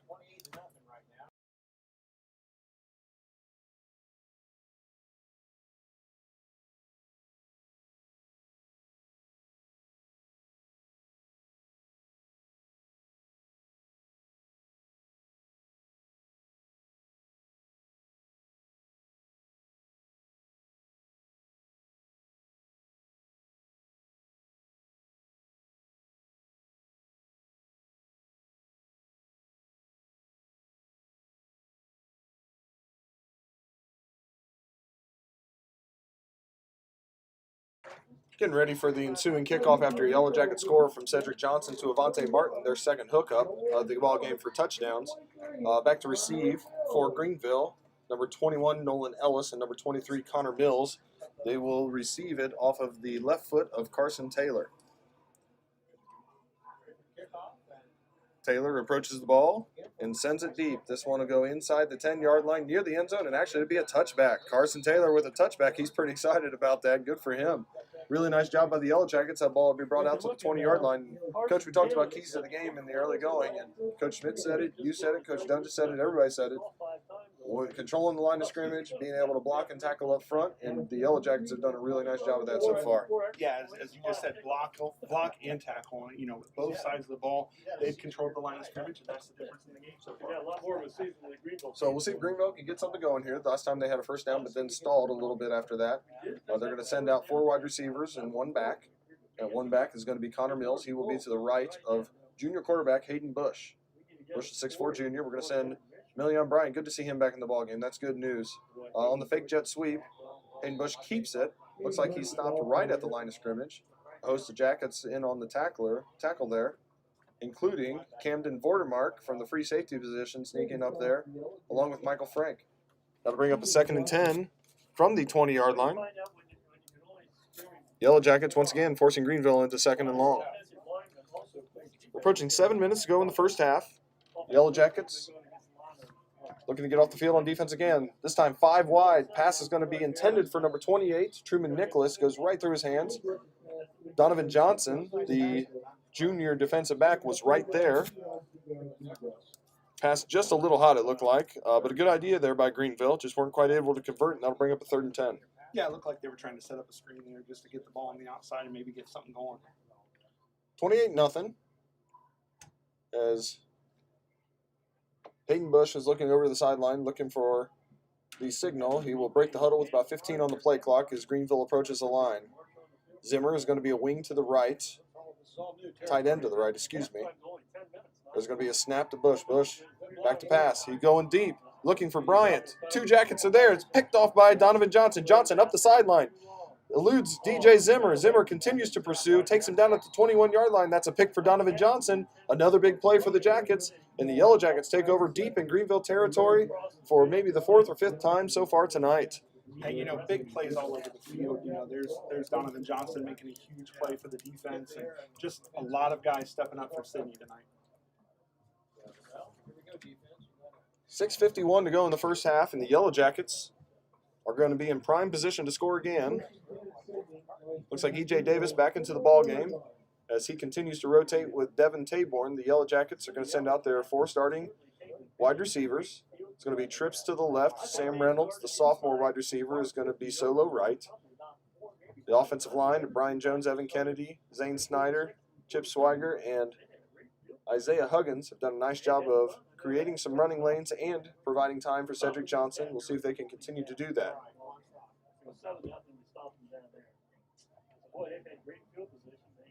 Ced Johnson is going to have E.J. Davis to his left. He takes a snap. He'll hand it off to E.J. wide to the right. E.J. Davis gets a big hole. He'll scamper into the end zone. E.J. Davis with his 2nd score. Wow, what great blocking there on the right side by the Yellow Jackets, and they lead 34-0. Yeah, it's just great to see those guys up front doing that, seeing EJ getting in the end zone.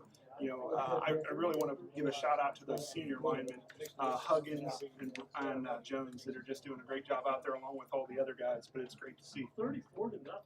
Yellow Jackets, 34-0. I think probably a little bit. A lot of people didn't see this, but a lot of ball game left to go yet. 6:45 to go in the first half. Carson Taylor's on for his 5th extra point. He's 4 for 4 so far, trying to make it 5 for 5.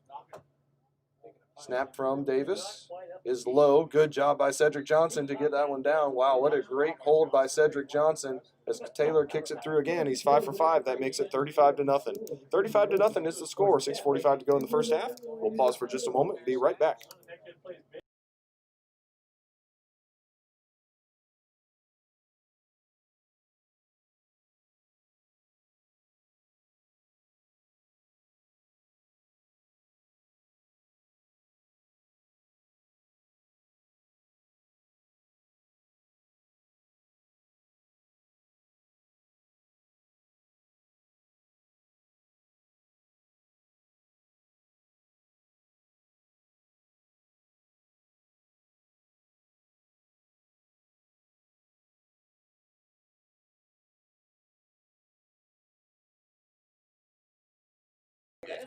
E.J. Davis scores from 21 yards out.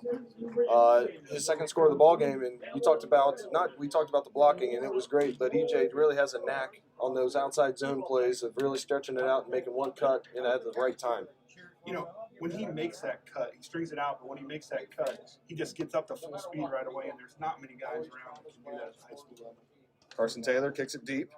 Another nice kick. This one will not be a touchback, though, as it's taken by Mills. Mills works up across the 30-yard line. He's going to be taken down by Jyston Malveaux. It's nice to see Malveaux out there. The last couple seasons, he's been hampered by some injuries, but it's good to see him out there on coverage, getting some tackles and making some plays.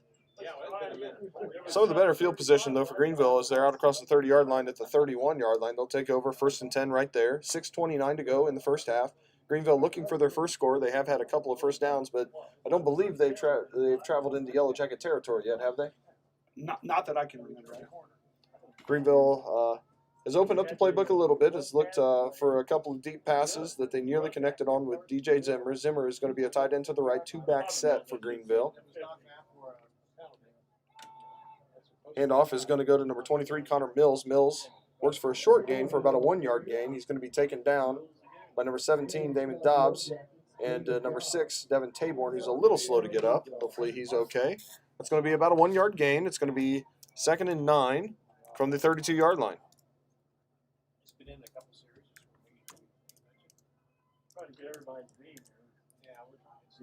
Greenville breaks the huddle. They'll send 2 receivers to the left, DJ Zimmer, solo right. Last time they had Zimmer solo right, they went deep to him down this sideline. This, however, is going to be a handoff and a fake option. The handoff goes to number 25, the up back. That's Hayden Sharp. Sharp working hard. Second effort gets him up near the 35-yard line. We'll call it the 35-yard line. It's going to bring up a 3rd and 6 from the 35 as the Yellow Jackets once again looking for a 3-and-out. Yeah, they got a little push there at the end. They got some extra yardage on that play. One thing you guys at home will notice is the ball is normally spotted by the official, but here this year with our changes in play, it's actually given to the center, and he brings the ball to the line of scrimmage. 5:20 to go in the first half. 3rd and 5, 3rd and 6. Whatever you want to call it for the Green Wave. Bush takes the snap. He drops back to pass. He's flushed to his left. Michael Frank and Brian Jones. What do we got here? We got a fumble. Looks like they called a fumble. It's going to be picked up by Jacob Wheeler and returned all the way for a touchdown. Did anybody blow that dead? Coach Ward, it's hard to hear up here. Yeah, it's tough to tell, but it doesn't appear like they called it dead, and that's a great play by Wheeler. You know, another senior stepping up here in this first game of the season. That fumble was caused by Michael Frank, who had some great pursuit from the backside defensive line position. They have signaled touchdown, so we're going to call it 6 points for the Yellow Jackets. Another turnover by the Green Wave. The Yellow Jackets capitalize again. That's 41-0. Great play by Jacob Wheeler, the senior, picking it up, scampering down the sideline, and the Yellow Jackets continue to pour it on here as they lead 41-0. It is what it is. 4:59 to go in the first half. This will be his 6th extra point, and he's had 6 kickoffs. The Yellow Jackets with a little bit of confusion on the quick change, and they're probably going to have to call a timeout before this extra point. And that's what they do. Coach Dunn just calls a timeout. So we're going to step away for just a moment before we come back for the extra point.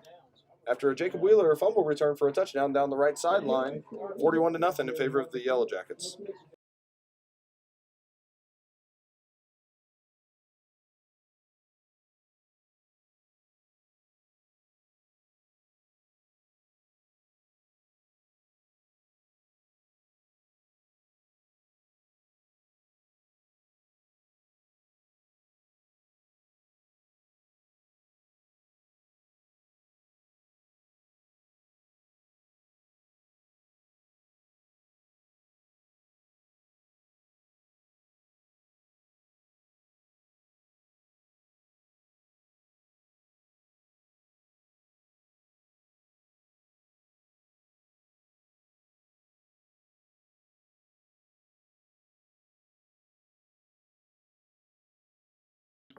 Back here at Harmon Field, Carson Taylor on for his 6th extra point attempt of the ball game. Perfect 5 for 5 so far. There've been a couple of not perfect snaps, and Cedric Johnson has done a nice job as a holder of getting those down. This snap is perfect. Kick might have been tipped at the line as Greenville got a little bit of penetration, but enough on it that it goes through, and the Yellow Jackets extend that lead to 42-0. Yeah, that was one of the better snaps of the night. Good job by Davis there getting that back there.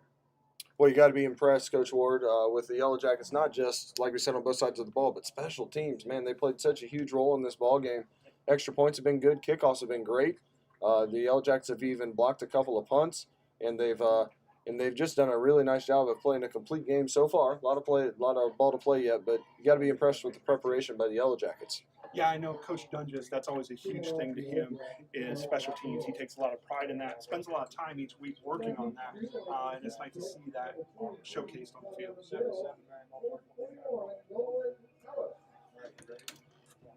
So the Yellow Jackets set to kick it off again as we near the end of the first half, under 5 minutes to go. And of course, not knowing much about this year's Greenville team, but just based on the Greenvilles of the past, they're not necessarily built, to withstand these early surges by other teams. They're more of a ball control type of program typically, but we'll see what they can do with this. They've already opened up the playbook a couple of times, nearly connected on some deep passes. But this is not really the game that traditionally they've been accustomed to. Yeah, we talked about with about 10 minutes to go in the quarter, half, about them staying with their ball game. But, you get to a point where you got to open it up and try some different things to give yourself a chance. This kickoff is going to be fielded at the 5-yard line by Mills. Mills works up across the 20-yard line. He's going to be taken down by 3 or 4 Jackets. A lot of Jackets on these special teams getting to the ball. Really nice job there of swarming by the Yellow Jackets. We'll say the first person there was number 37, Chris Hudgens.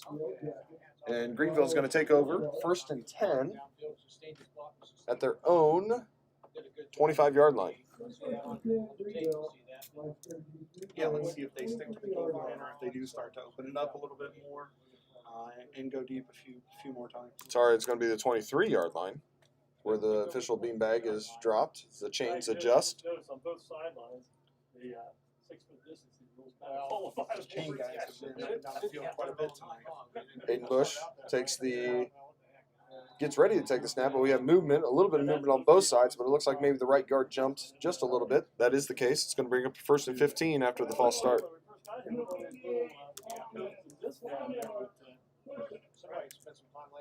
So once again, Greenville putting themselves behind the first down sticks a little bit as they're going to have an uphill battle here on 1st and 15 from the 18-yard line. Coach Coleman in the defense done a really nice job. Boy, they look prepared, even not knowing what Greenville was going to do. They have to be happy with the effort tonight. Carr back to pass. It's going to be picked off by Grant Fair. Grant Fair up the left sideline. He jumps a hitch, and he's going to be out of bounds at the 5-yard line. Another Yellow Jacket defensive back. 2 new defensive backs this year who have never played a snap before at the varsity level. Both with picks now. Really nice job there by Grant Fair in recognition of the route. It's nice to see guys like that have success early in the season, first game. That really sets you up well for the rest of the season. Yellow Jackets once again with just unbelievable field position. It feels like the entire game so far has been played on the Greenville side of the field as they start at the Greenville 5-yard line. We'll see what the Yellow Jackets do this time. They send out 3 wide receivers to the right in Reynolds, Wheeler, and Clark. E.J. Davis is going to be in the backfield with Cedric Johnson and Avante Martin be solo left. Davis sets up to the left of Johnson. Here comes the snap from Jones. Option left. Johnson's going to pitch it to E.J. Davis. He gets inside the 5, sidesteps the defender, still on his feet, but Greenville really swarming there, including D.J. Zimmer. Also number 40, Cale Donthanier. I had the phonetic spelling there to say that one right, but a really nice job there by Greenville to force a 2nd and goal from the 5. Boy, they really got to the ball quickly there. Yeah, and that's what they need to do. Play to the ball like that, play to the whistle, and they have. They played hard. It hasn't gone their way so far yet, but they're still playing hard, and that's great to see. 4 minutes to go in the first half. Cedric Johnson takes the snap. He'll hand it off to E.J. Davis. Davis off the left side and into the end zone, standing up. Nice play by E.J. Davis to get into the end zone. Another Yellow Jacket touchdown, his 3rd of the game. Nice job again by the offensive line, getting a really nice push. Between these 2 teams and this long rivalry going on back to 18, 19. So 48-0, 3:52 to go in the first half. Davis, after scoring the touchdown, will now snap it on the extra point. Johnson will hold, and Taylor will kick. Snap is good, hold is good, kick is also good. 7 for 7, Carson Taylor, 49-0, 3:52 to go in the first half. We'll be back in just a minute.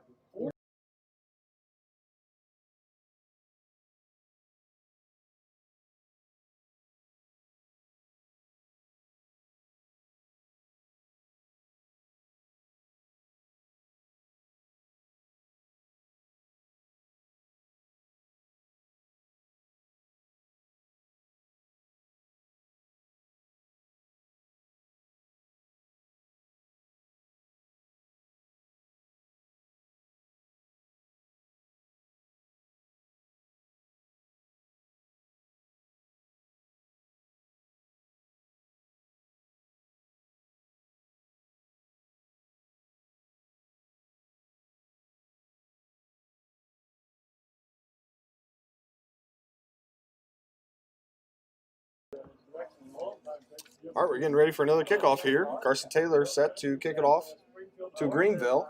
Million Bryant is back in the game, and he is back to receive along with number 21, Nolan Ellis. Taylor approaches the ball, sends it deep, and it's going to bounce right in front of Bryant and go into the end zone. The second touchback of the game. This one bounces in for Carson Taylor. Did a nice job of pinning it down there in the corner. 3:52 to go. Greenville's going to have a 1st and 10 from their own 20. Boy, that's a nice weapon to have, isn't it? Yeah, when you can get touchbacks like that pretty much when you want, yeah, that's a huge weapon in a high school game. Yeah, we're gonna have the halftime stats with Chris Ward and Bob Miller do a really good job for So Greenville Green and White. comes back out. 2-back set again. This will be Connor Mills and Hayden Sharp in the backfield. Sharp off to the right, and Mills in the pistol formation. Million Bryant be wide to the right. DJ Zimmer tight end to the right. Handoff's going to go to Mills. Mills works on the right side, sidesteps a couple of jacket tacklers. He's going to be taken down by Bo Davis. And then also swarming in there is going to be number 7, Donovan Johnson. A nice gain on first down there for Greenville, something that they haven't been able to do consistently, but that one was a really nice one. That's probably been one of their better first down plays there on that one. It's going to bring up, we'll call it 2nd and 3 from the 27-yard line.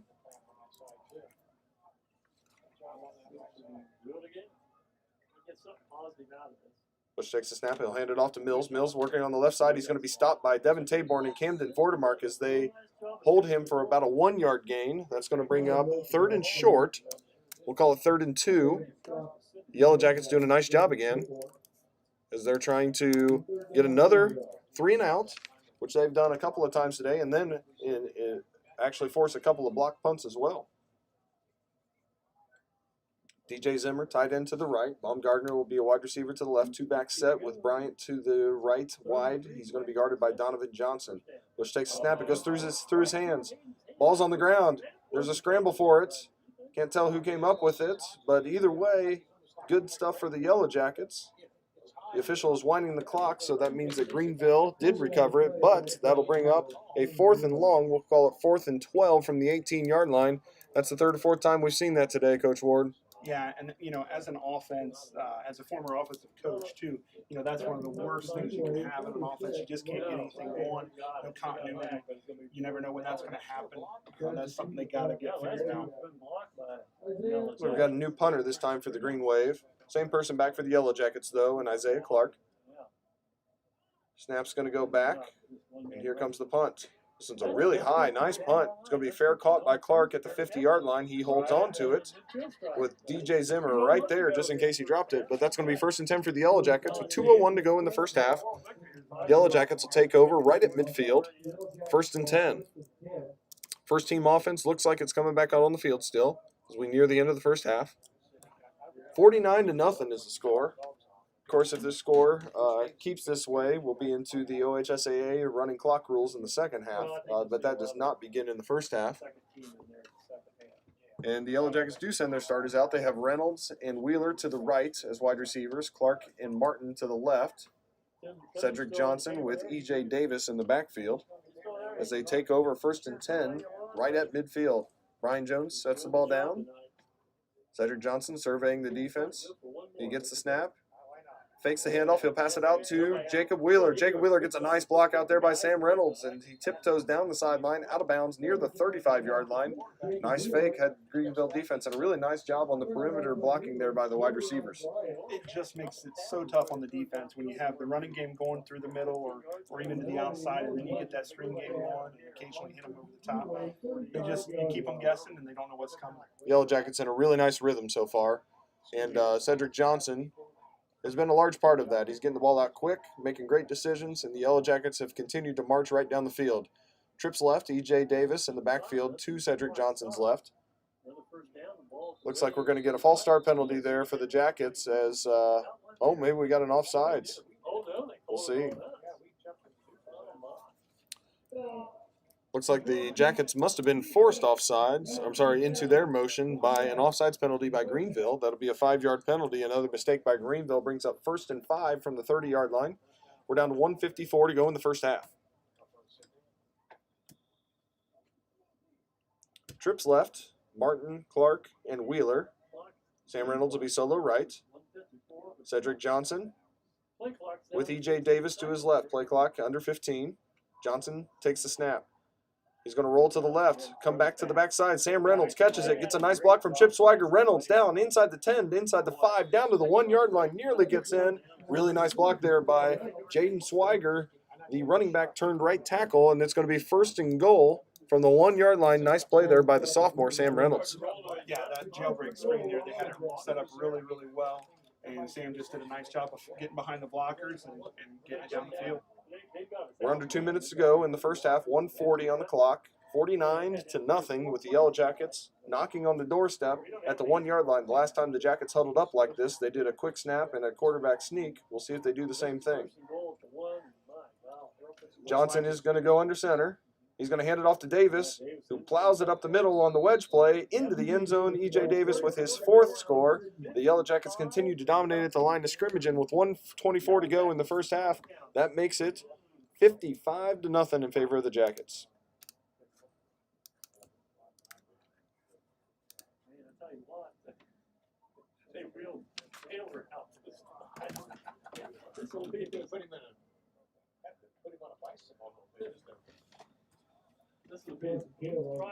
So 55-0, 1:24 to go.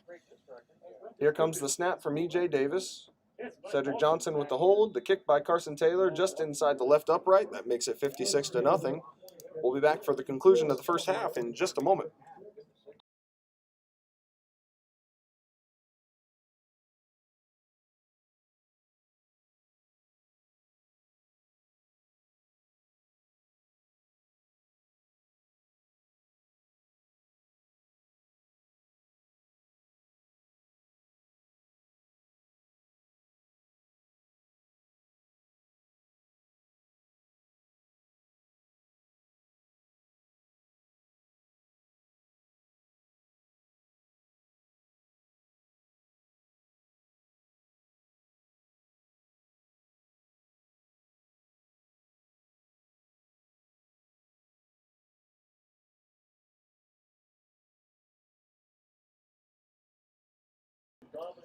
Back here at Greenville High School, boy, you couldn't draw it up much better for the start of the season for Sidney, could you, Coach Ward? No, I think even Coach Dungeon's most optimistic dream, I don't know that he would have thought this would have been the score at halftime in the first game.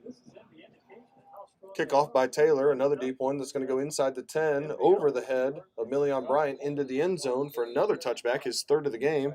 Greenville's going to take over on their own 20-yard line, and that's part of it as well. The one good return that Greenville has had on a kickoff return got called back due to an unsportsmanlike penalty. But, when you're struggling offensively to get things going consistently, having to start on your own 20 is not very appealing. Yeah, it's not a good situation. They can't get anything going offensively yet. They just got to keep playing hard and working on things for the rest of the season. 2-back set for Greenville. Bush is going to take the snap. Once again, he's taken every snap so far in the shotgun for the Green Wave. He's going to hand it off to Mills. Mills working on the right side off tackle. Gets a couple nice blocks, springs free. Up near the 30-yard line, that's going to be close to a first down, taken down by defensive back Donovan Johnson. It looks like they are going to give him the first down. A 10-yard gain. Really nice job by Greenville establishing the line of scrimmage as the Yellow Jacket is down on the field. Looks like that's one of their bigger plays of the game, Coach Snyder. Michael Frank looks like he was momentarily shaken up. He's going to be okay. Carson Rozier is going to check in, number 59. Greenville is going to have a 1st and 10 at the 30-yard line as we near the end of the second quarter, 1:16 to go. Bush getting ready to take the snap. He has twins to the left, DJ Zimmer, tight end to the right. Bush is going to hand it off to Mills again. He works up over the 30-yard line, a short gain, but he continues to plow forward. Really nice effort there by Mills across the 35-yard line. We'll call it the 35 and a half. 5-yard gain. Boy, that was a really nice individual effort and a nice surge by the offensive line. Yeah, he just kept his feet moving there and got some extra yards. Anything they can take right now.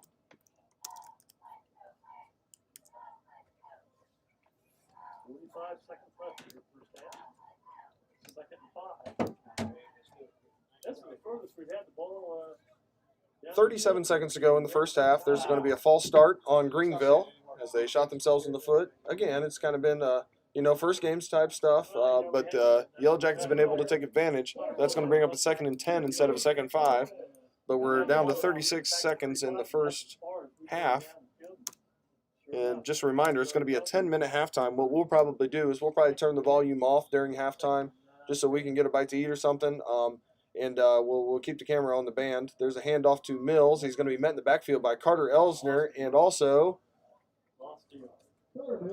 number 17, Damon Dobbs. Really nice play there by the Yellow Jackets to swarm in for a loss. Looks like a loss of 1, maybe no gain. We'll call it no gain. It's going to bring up 3rd and 10 as we near the end of the first half, and we'll see if Greenville snaps it again or not. We're down to under 10 seconds. Greenville looks like they're quickly huddling. They're going to try to get one more play off here. They send 2 receivers to the left. 3 seconds, 2 seconds, 1 second. And that's going to be the end of the first half. The Yellow Jackets dominate in the first half. They lead 56-0. Once again, we're going to step away for about 7-8 minutes. We'll come back to recap the first half and look forward to the second half. Yellow Jackets doing a really nice job here. Coach Dunges, Coach Coleman with the defense, and Coach DeVere with the offense really had the team ready. And the Yellow Jackets lead 56-0 at halftime. We'll be back for the second half in just a few moments.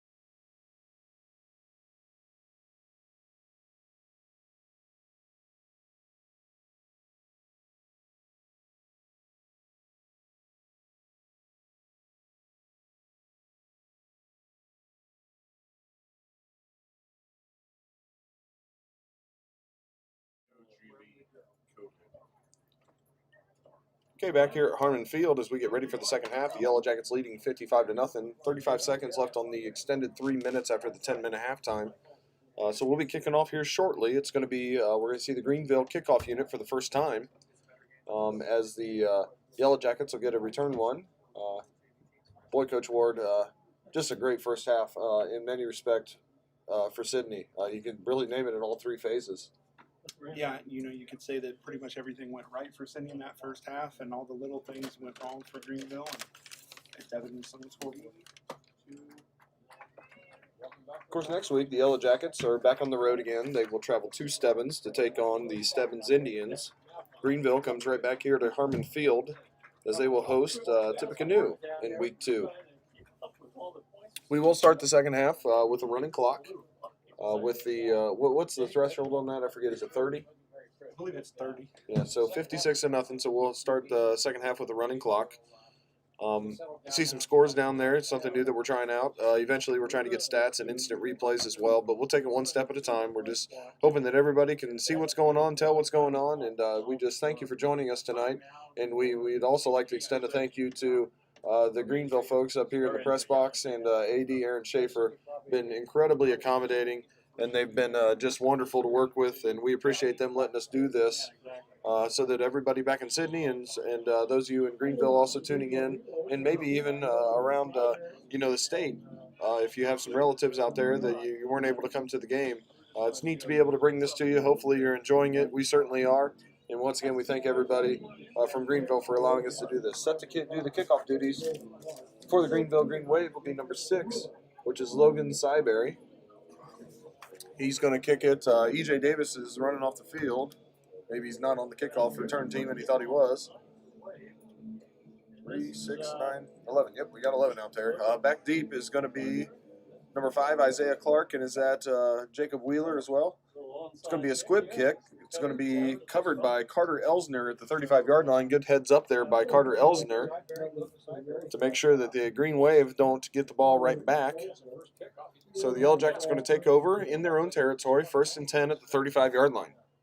Well, let's see if they bring in their first. Yeah, let's see how we start out the second half here with Sidney having the ball. Yeah, Davis is out there. Johnson's out there. Sure. So 56-0. You got to remember, they didn't have any scrimmages either. Yellow Jackets going to send their starters out maybe for the first series here of the second half. Of course, you got to worry also about getting in condition and things like that because not having gotten to play in your scrimmages, you're really just playing against yourself. Some of this is going to probably be about tuning these guys up for the rest of the year as there's a delay of game to start the second half by the Jackets. They're going to start at 1st and 15 from the 30. Yeah, this offseason has been totally different. They weren't even able to get into school and do some things till much later than what they normally would in the offseason, and everything's kind of been moved back. With no scrimmages, you got to get these guys in game condition and get ready for the rest of the season. Yellow Jackets send 3 receivers to the right. Vontae Martin solo left, starting offensive line still in the ballgame. Cedric Johnson with E.J. Davis to his right. Snap goes to Johnson. He'll do a short roll to the right. Pass back, nicely done by the Green Wave. That's going to be batted down by D.J. Zimmer. Really nice penetration there. That play's been there for the Jackets so far, but a nice job by Greenville. Yeah, and that's where sometimes the bounces go your way. Greenville's had some of those type of plays bounce against them tonight. Sidney was lucky to not have that one batted and picked off. Bring up 2nd and 15. Yellow Jackets behind the 6. They've done a nice job of getting themselves in 2nd and medium or 2nd and short so far tonight, so it'll be interesting to see how they approach this 2nd and 15. Twins right and twins left. Johnson ready for the snap. He takes it. He'll hand it off to E.J. Davis. Davis works. I'm sorry, that's Devin Taborn. Works up to the 33-yard line. Not back to the original line of scrimmage, so that's going to bring up a 3rd and 12 from the 33. And the Yellow Jackets forced into a 3rd and long for, I think, the first time this evening. Yeah, definitely. I think the longest 3rd down play that they've had here, so we'll see how they approach this one. Of course, the first 3rd down that they had was kind of a 3rd and medium. They converted on the slant pass for a touchdown. Camden Vordermark's going to check in as it looks like one of the Yellow Jackets. Maybe Jacob Wheeler's over there cramping is what it appears to be on the sideline, although I shouldn't speculate. Oftentimes that's a problem the first game of the season. Cedric Johnson rolling right, gets a little bit of pressure, throws back to the left. Pass is intended for Isaiah Clark. and it's going to be knocked away by number 25, the returning free safety, Hayden Sharp. Nice play by Sharp to separate Clark from the football. That might have been a first down had he caught it, but as we approach the 9-minute mark, the Yellow Jackets are going to send out their punt team for the first time. Yeah, this one would be the second time that Sidney won't have scored on a drive. The other time being the time, second drive of the game when they turned it over on downs.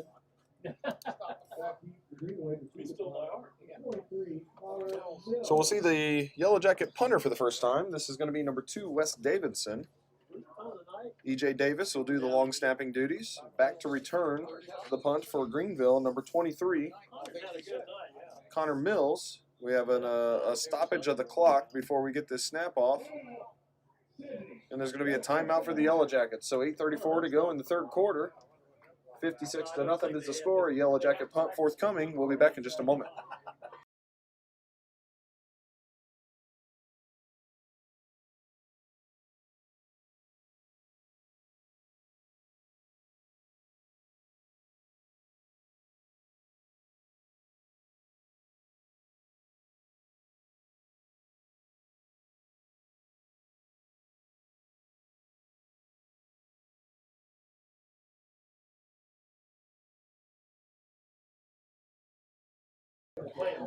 Well, Coach Ward, I'm sure a very disappointing first half for Greenville and Coach Schmitz, but they really show something by coming out here and starting off the right way here in the second half.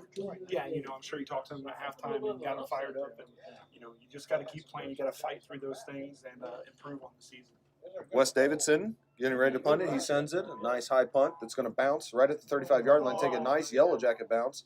It's going to go inside the 20. It's going to eventually be down by E.J. Davis.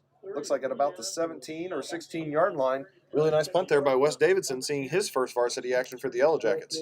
Yeah, just another nice break by the Yellow Jackets there. For the Yellow Jackets there, it's always nice to get those extra few yards on that punt. So Greenville takes over. Clock is stopped with the change of possessions, but it'll start right back up here in just a second. It's going to be 1st and 10 on the 16-yard line. 8:19 to go. And it looks like the Greenville offense that they've run out there pretty much the whole game will go out there again. They'll have Baumgartner wide to the left, 2-back set, with Hayden Bush taking the snap. Bush takes the snap. He hands it off to Mills, works on the left side. He's going to be tackled by Jackson Pettit, along with number 24, Grant Fair. Short gain on the play. We'll call it 2 yards, so it's going to bring up 2nd and 8.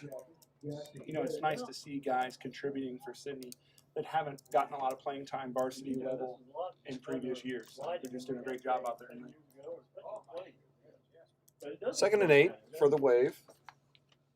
Another snap. This handoff is going to go to Sharp. Sharp working up near the 20-yard line. Tries to get back to the line of scrimmage, actually, and he was successful in that. We'll call it basically no gain. That'll be 3rd and 8. Nice play by the Jackets there. Really good pursuit. Looked like there was a little bit of a hole there, and the Jackets closed it up quickly. Yeah, Coach Coleman's got to be happy with the pursuit tonight, the effort. They're just doing a nice job of plugging holes, and then even when there is a hole, like you said, flying to the ball. Greenville has DJ Zimmer, tight end right, 2 receivers to the left. Bush on 3rd and 8 takes the snap, fakes a handoff. He's looking for his running back. It's going to bounce off of Sharp. He's defended closely on the play by Bo Davis. That'll be an incomplete pass and bring up 4th and 8. Good job by the Jackets there on recognition on 3rd and long. Absolutely.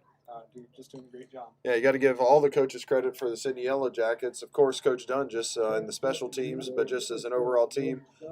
And then the coordinators, Coach Coleman, pitching a shutout so far with the defense, and Coach DeVere's had a really nice rhythm going on offense so far for the Yellow Jackets.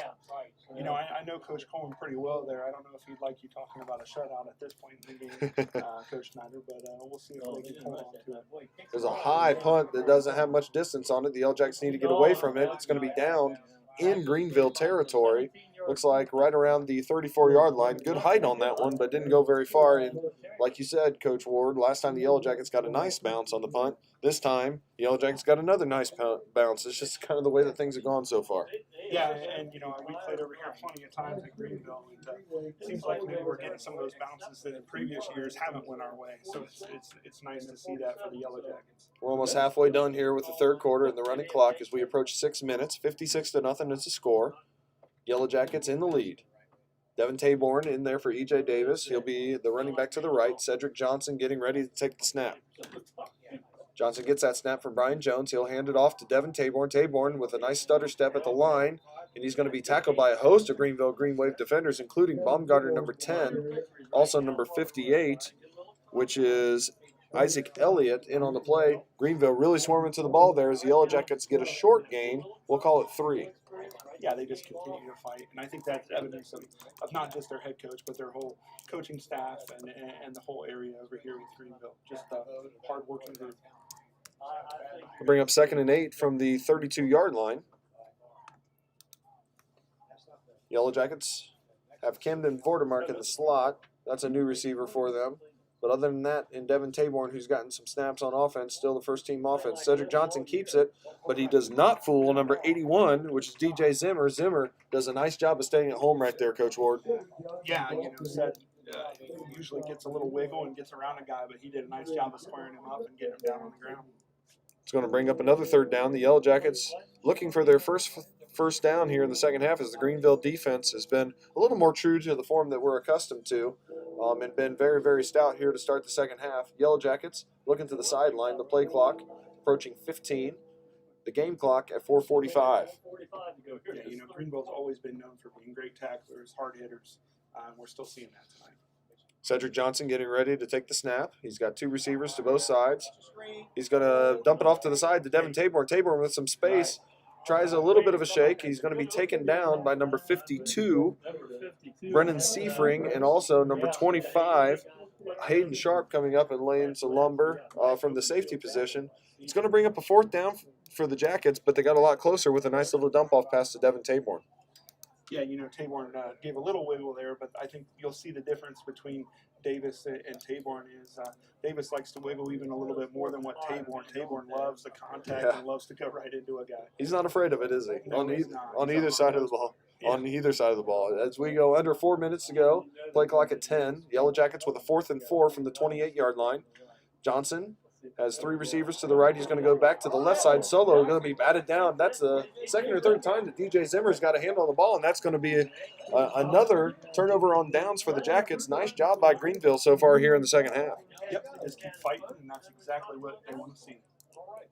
So 3:43 to go in the third quarter. Yellow Jackets haven't been able to get things going offensively, large part to Greenville doing a nice job defensively. Good job by DJ Zimmer.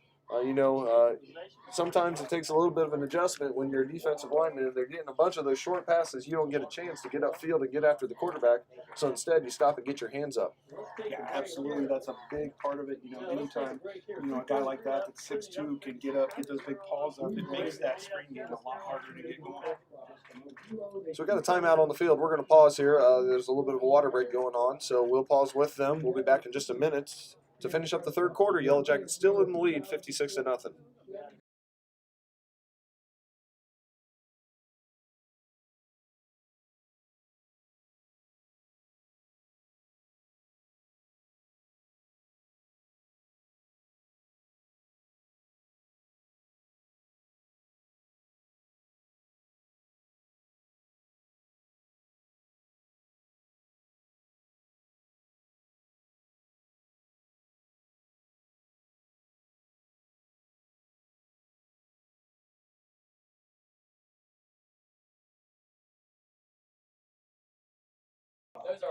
Back here at Greenville as the Green Wave takes over, 1st and 10 on their own 28. Snap goes to Bush. He's looking deep, looking for Baumgartner. He's behind the defense, but the pass is a little short. Going to be intercepted by Grant Fair again. Greenville takes a shot. That's going to be the 3rd pick of the game for the Yellow Jackets. The 2nd by Grant Fair. Boy, he was in great position there. Really nice job. Really double covered there. The Yellow Jackets not fooled. Nice play by the defense. Yeah, you know, when they stay alert like that, it's really important. And, just do a great job. Yellow Jackets are going to take over in their own territory at their own 37-yard line with the clock running. 56-0 lead. 3:30 to go in the third quarter. Real quick, while we have looks like a slight break in the action, want to give a shout out to everybody, here at Greenville. Boy, they had this place set up. There were arrows everywhere, tape where you weren't allowed to go. It was well organized, and they did a really nice job. You know, I heard them I overheard them say that they had a visit from OHSAA yesterday. So obviously they are watching, and it's good to know they're doing the right things. It looks like the people in the stands are doing their part. It's good that we get to play football tonight. Yellow Jackets making some substitutions, and as a result, didn't have enough guys on the field, so we're going to get a quick timeout. We'll step away for just a second, and then we'll be back with some new faces on offense for the Jackets in just a moment.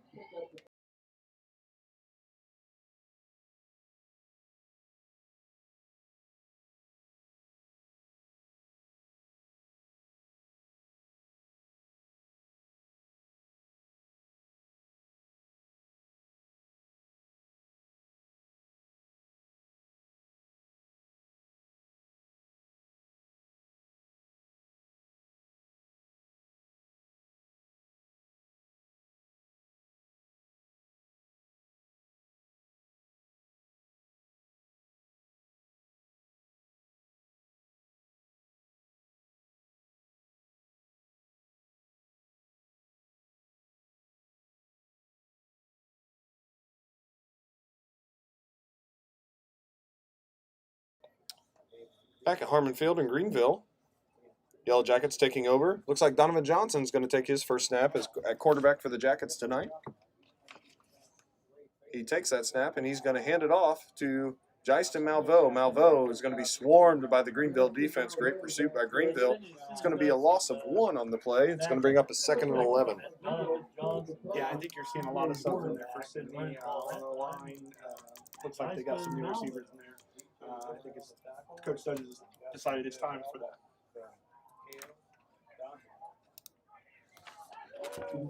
2nd and 11. Jyston Malveaux is going to step out of the ball game. We're going to have Bo Davis in the ball game, coming in at running back. To the left here, we've got Jai Foster as a wide receiver. Also Carter Elsner as a wide receiver. Curtis Spangler is up top, along with, I can't see the slot up there. We'll have to get his number here in just a second. The handoff's going to go to Bo Davis. He works up across 35 back to the original line of scrimmage. It's going to bring up a 3rd and 10 as we go under 2 minutes to go in the third quarter.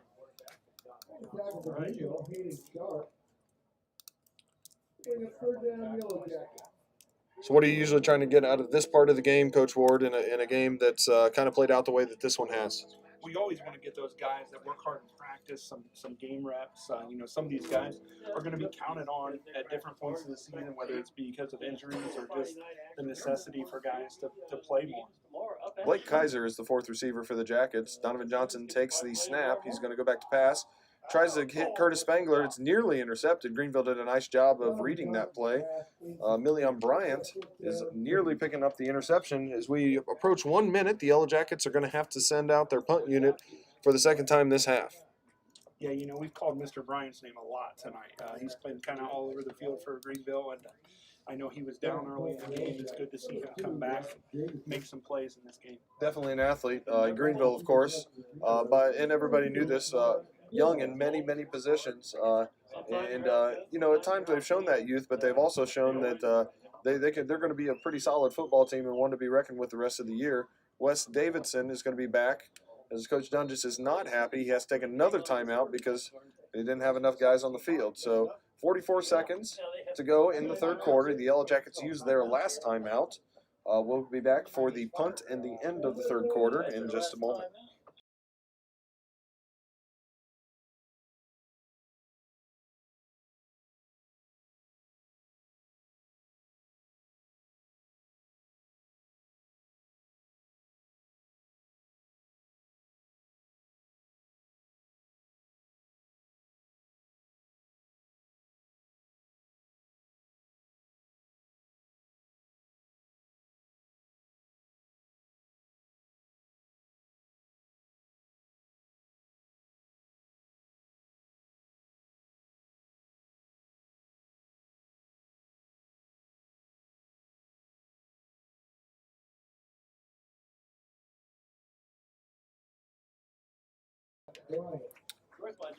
Now the Yellow Jackets have 11 men on the field, and we're going to get a punt from Wes Davidson. His first one was nice, got a nice bounce.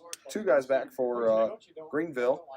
This one is bobbled by Davidson. It's going to be picked up by Greenville in the backfield. That's the first miscue for the Yellow Jackets on special teams. And Greenville takes advantage. They'll recover it in Yellow Jacket territory on the 29-yard line. Yeah, I think this is the first time all night we've actually made it into Yellow Jacket territory. And you hate for those things to happen if you're a Yellow Jacket fan, but if you're Coach Dunges, at least it happens in a game that looks like you're probably going to go on to win and you can learn from it. It's always better to learn from it in a victory as opposed to a defeat. Yeah, that makes you sleep a lot better at night, because when those things cost you a game, you think about it for a long time. Greenville still has their first team offense out there as the Yellow Jackets has some subs in. The handoff's going to go to Mills. Mills working across the 25-yard line down to the 24-yard line. Really nice play. That'll be the last play of the third quarter. It's going to bring up a 2nd and 5 to start the fourth quarter. Yellow Jackets and Greenville, neither one of them scores here in the third quarter, and that's going to make our score 56-0 as we head to the fourth and final quarter. We're going to step away for just a second, and then we'll be right back for the conclusion.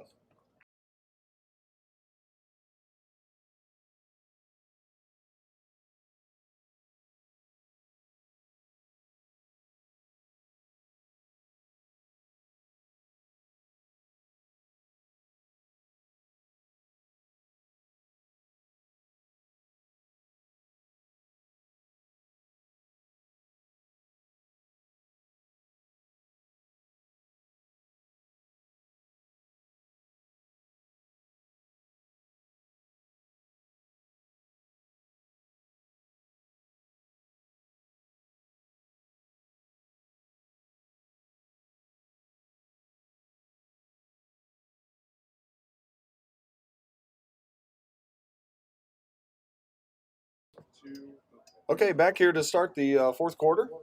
Greenville, 2nd and 5, deep in Jacket territory for the first time. Ball on the 24-yard line. Got split wide receivers. Baumgartner to the left, Bryant to the right. Chain gang gets everything set up. And then in the backfield, to the left of Bush is going to be Sharp. And in the pistol formation is Mills, who just had a really nice 5-yard run. The clock has started as we start the fourth quarter here. Handoff's going to go to Mills. He bounces it outside, but nice job of keeping contained there by number 46 for the Jackets. Really nice job by Conley New as there's a flag on the field. Yep, that'll be a personal foul on Sidney with some extracurricular activity there. So Yellow Jackets shoot themselves in the foot with the dropped punt, and then also now a big-time penalty, and that's going to be probably half the distance with the 15-yarder. And that's going to bring up a 1st and 10.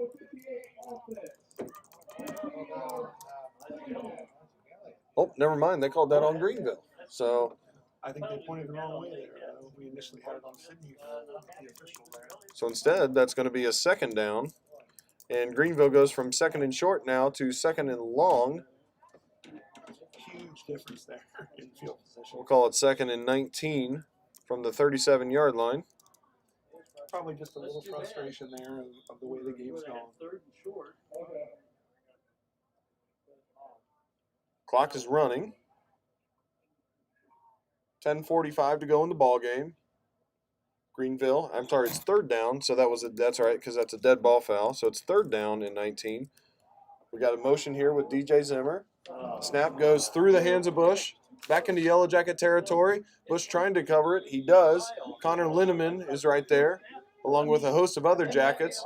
Boy, the big thing on those plays, especially for Greenville's quarterback's sake, is you see hands out there and shoulders out there. You just hope nobody lands on it wrong on a fluke play like that. Looks like he's okay. And that's going to bring up a 4th and very long for Greenville. And we'll see if they go for it or bring out the punt unit. Looks like Coach says at this point we might as well go for it. Yeah, nothing else we can work on, a special play here or something.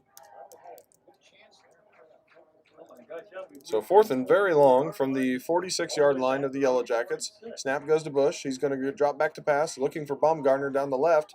And he finds Baumgartner down to the 30-yard line. That's going to be short.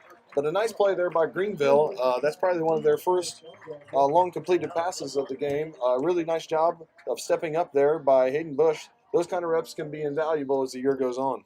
Yeah, absolutely. I think Sidney was backed up enough there to make sure they didn't get the first down, but still a nice play by Greenville. Coach Coleman and the defense come away with a nice stop. Greenville hurt by their own penalty, but with 9:21 to go, if the Yellow Jackets can get a few first downs, they might be able to run out the clock here. It's 56-0. It's going to be 1st and 10 on their own 30.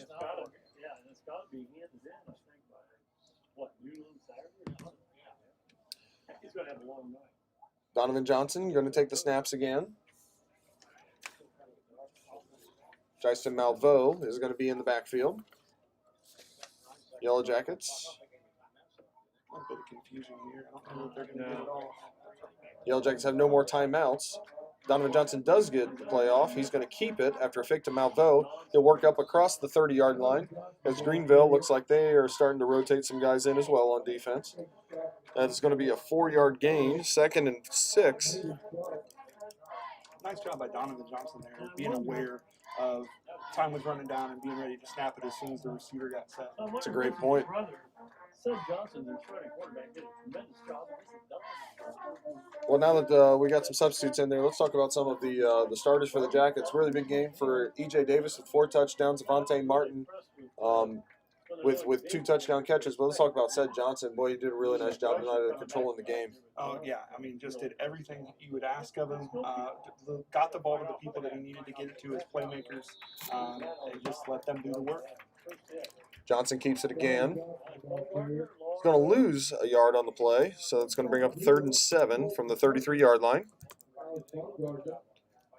As we go under 8 minutes to go, and as we do, with the clock running, we want to thank everybody for tuning in. We've had some pretty good number of people watching. We appreciate you joining us. Hopefully you could tell what was going on. Hopefully, we'll see what happens next week. We'll contact Stebbins, see if they're going to do anything.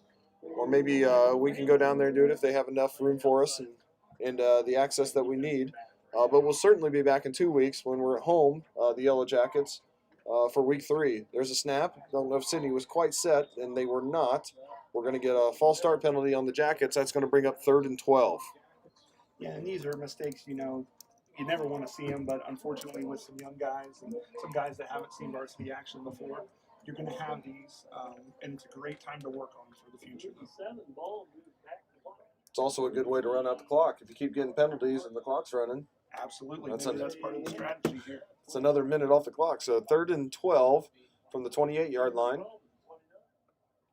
that Jackson Pettit doing the snapping right now? I believe so. So Jackson Pettit in the game snapping, as he's going to snap it to Donovan Johnson.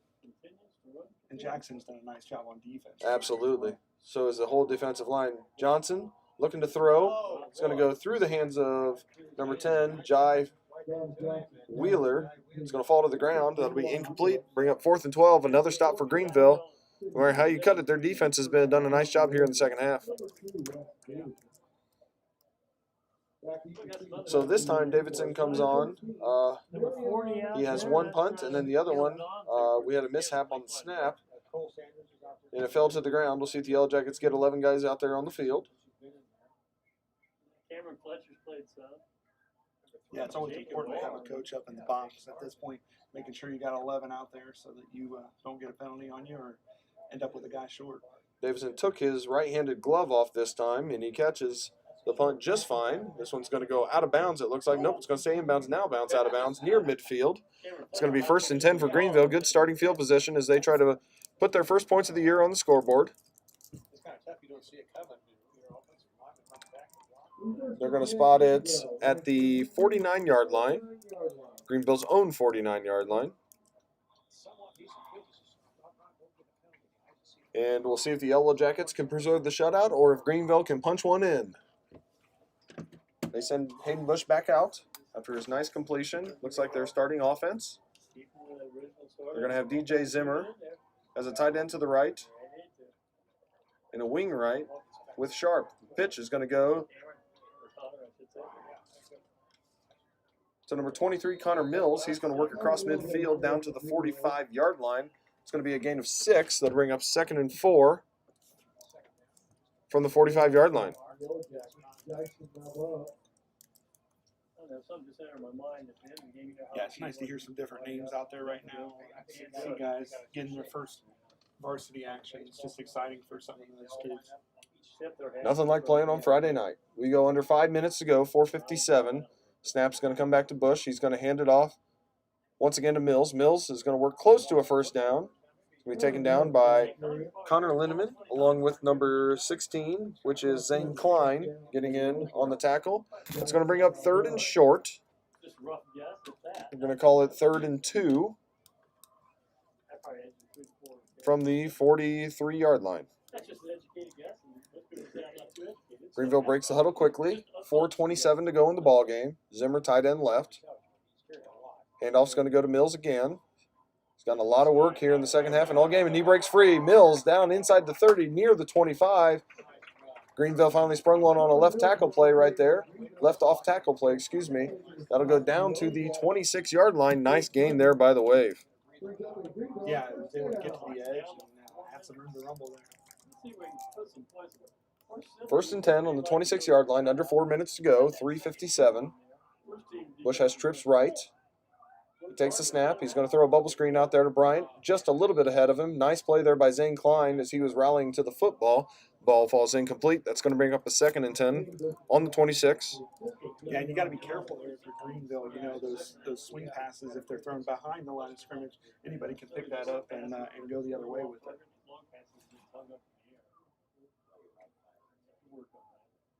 Greenville breaks the huddle again. They're going to go with 3 wide receivers and 2 backs. Baumgartner to the left, Zimmer and Bryant to the right. Sharp and Mills in the backfield. Handoff's going to go to Sharp this time. Actually, no, sorry. The quarterback keeps it on the option. Now pitches it to Mills. Mills gets downhill fast up near the 20-yard line. That's going to be a gain of about 5, it looks like. It's going to bring up 3rd and 5 at the 21-yard line as Greenville's trying to score here for the first time late in the ball game. And the Yellow Jackets are trying to preserve a shutout as they lead 56-0. Under 3 minutes to go. Greenville breaks the huddle quickly. Bush, who's called the signals all night for Greenville, takes the snap. This time he will give it to the up back Sharp. Sharp battling, driving all the way down inside the 10. Sorry, near the 10. At the 11-yard line, that's a first down, 2:30 to go. Greenville right on the doorstep, threatening to score their first points of the ball game. Yeah, and if you watch that play closely, you see guys even off the ball for Greenville, they're still fighting hard. They practiced hard all season up to this. It was a long off season. So they're getting their chance to go for it here. Bush getting ready for the snap as we near 2 minutes to go in the ballgame. This one goes through his hands again. Boy, that's been just tough for Greenville all night. Ball's on the ground. We'll see who comes up with it this time. It might be the Jackets. They're celebrating over there. The Yellow Jackets do recover it.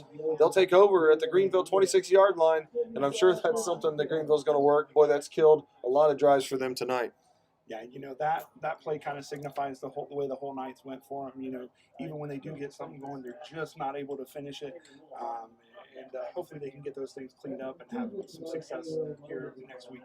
Yellow Jackets take over on their own 25-yard line. In command, 56-0. Clock is winding as we go under 2 minutes. Yellow Jackets trying to make this the last drive of the ball game. Greenville trying to give themselves one more shot at a score. Play clock is at 10. Yellow Jackets looking at their wristbands. Donovan Johnson's going to take the snap. Looks like we got a new running back in there. Is that number 15? Is that right?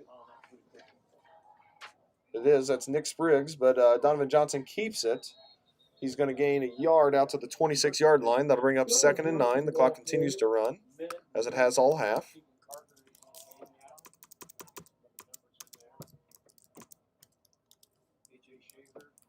$1:20 to go.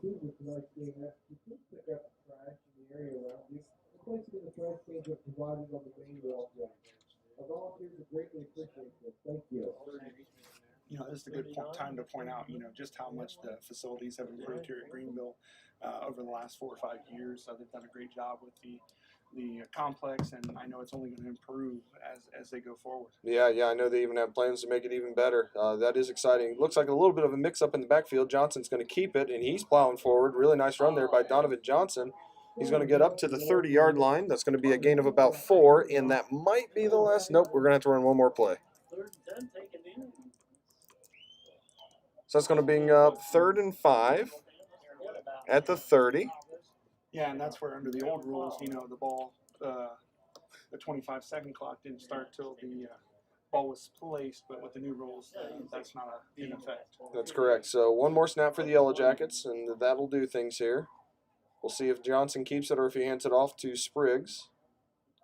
He's going to take a knee, and that'll be the ball game, 56-0. The Yellow Jackets with an emphatic Week 1 win. Boy, after a long layoff, that's really nice to see. I'm sure that Coach Dunges and his crew feel great after that one. Yeah, absolutely. Hats goes off to the whole coaching staff and especially the players. They've worked hard. It's as we talked, a long off season. It's just great for them to come out and have success here in Week 1. Yeah, and something that, once again, for our fans at home, nobody's being sore losers or being bad sports here. No handshake after the ball game, which obviously makes sense. Coach Ward, a lot of guys that you could point to, but if I had to ask you for your player of the game tonight, who do you think it would be? I think it has to start with Cedric Johnson. EJ Davis did a great job, but Cedric Johnson just did a great job of getting the ball where he needed to and delivering. And the Yellow Jackets get the little brown jug back. Of course, we didn't mention that tonight, did we? How did we miss that? Well, we're both our rookie games here with football, and obviously it's different having the rivalry game Week 1, but this is a huge rivalry, and it's nice to. I will be a little bit of a homer here. It's nice to have that jug back in Sidney, Ohio. Absolutely.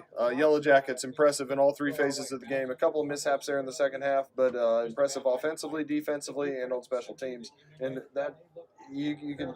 The kids were ready, but that just speaks to great preparation to be that ready and look that sharp in week number 1 after such a long layoff and really a segmented offseason. Yeah, in talking to the coaching staff this week, I think they felt good about going into this season, but with all of the things in the offseason this year, you just didn't know what was going to happen, and you felt that in talking to them. So it's great to see them have this success with one. Well, thanks for doing this with me, Coach Ward. Oh, it's been a pleasure. We appreciate everybody watching at home. Congratulations to the Yellow Jackets. Hang in there, Greenville. I'm sure that, there's some pieces there, and I think Greenville's going to be tough to reckon with down the road. We appreciate everybody. Thank you to Aaron Schaefer, the athletic department, and everybody up here in the booth for being so accommodating for us. Thank you for everybody for tuning in.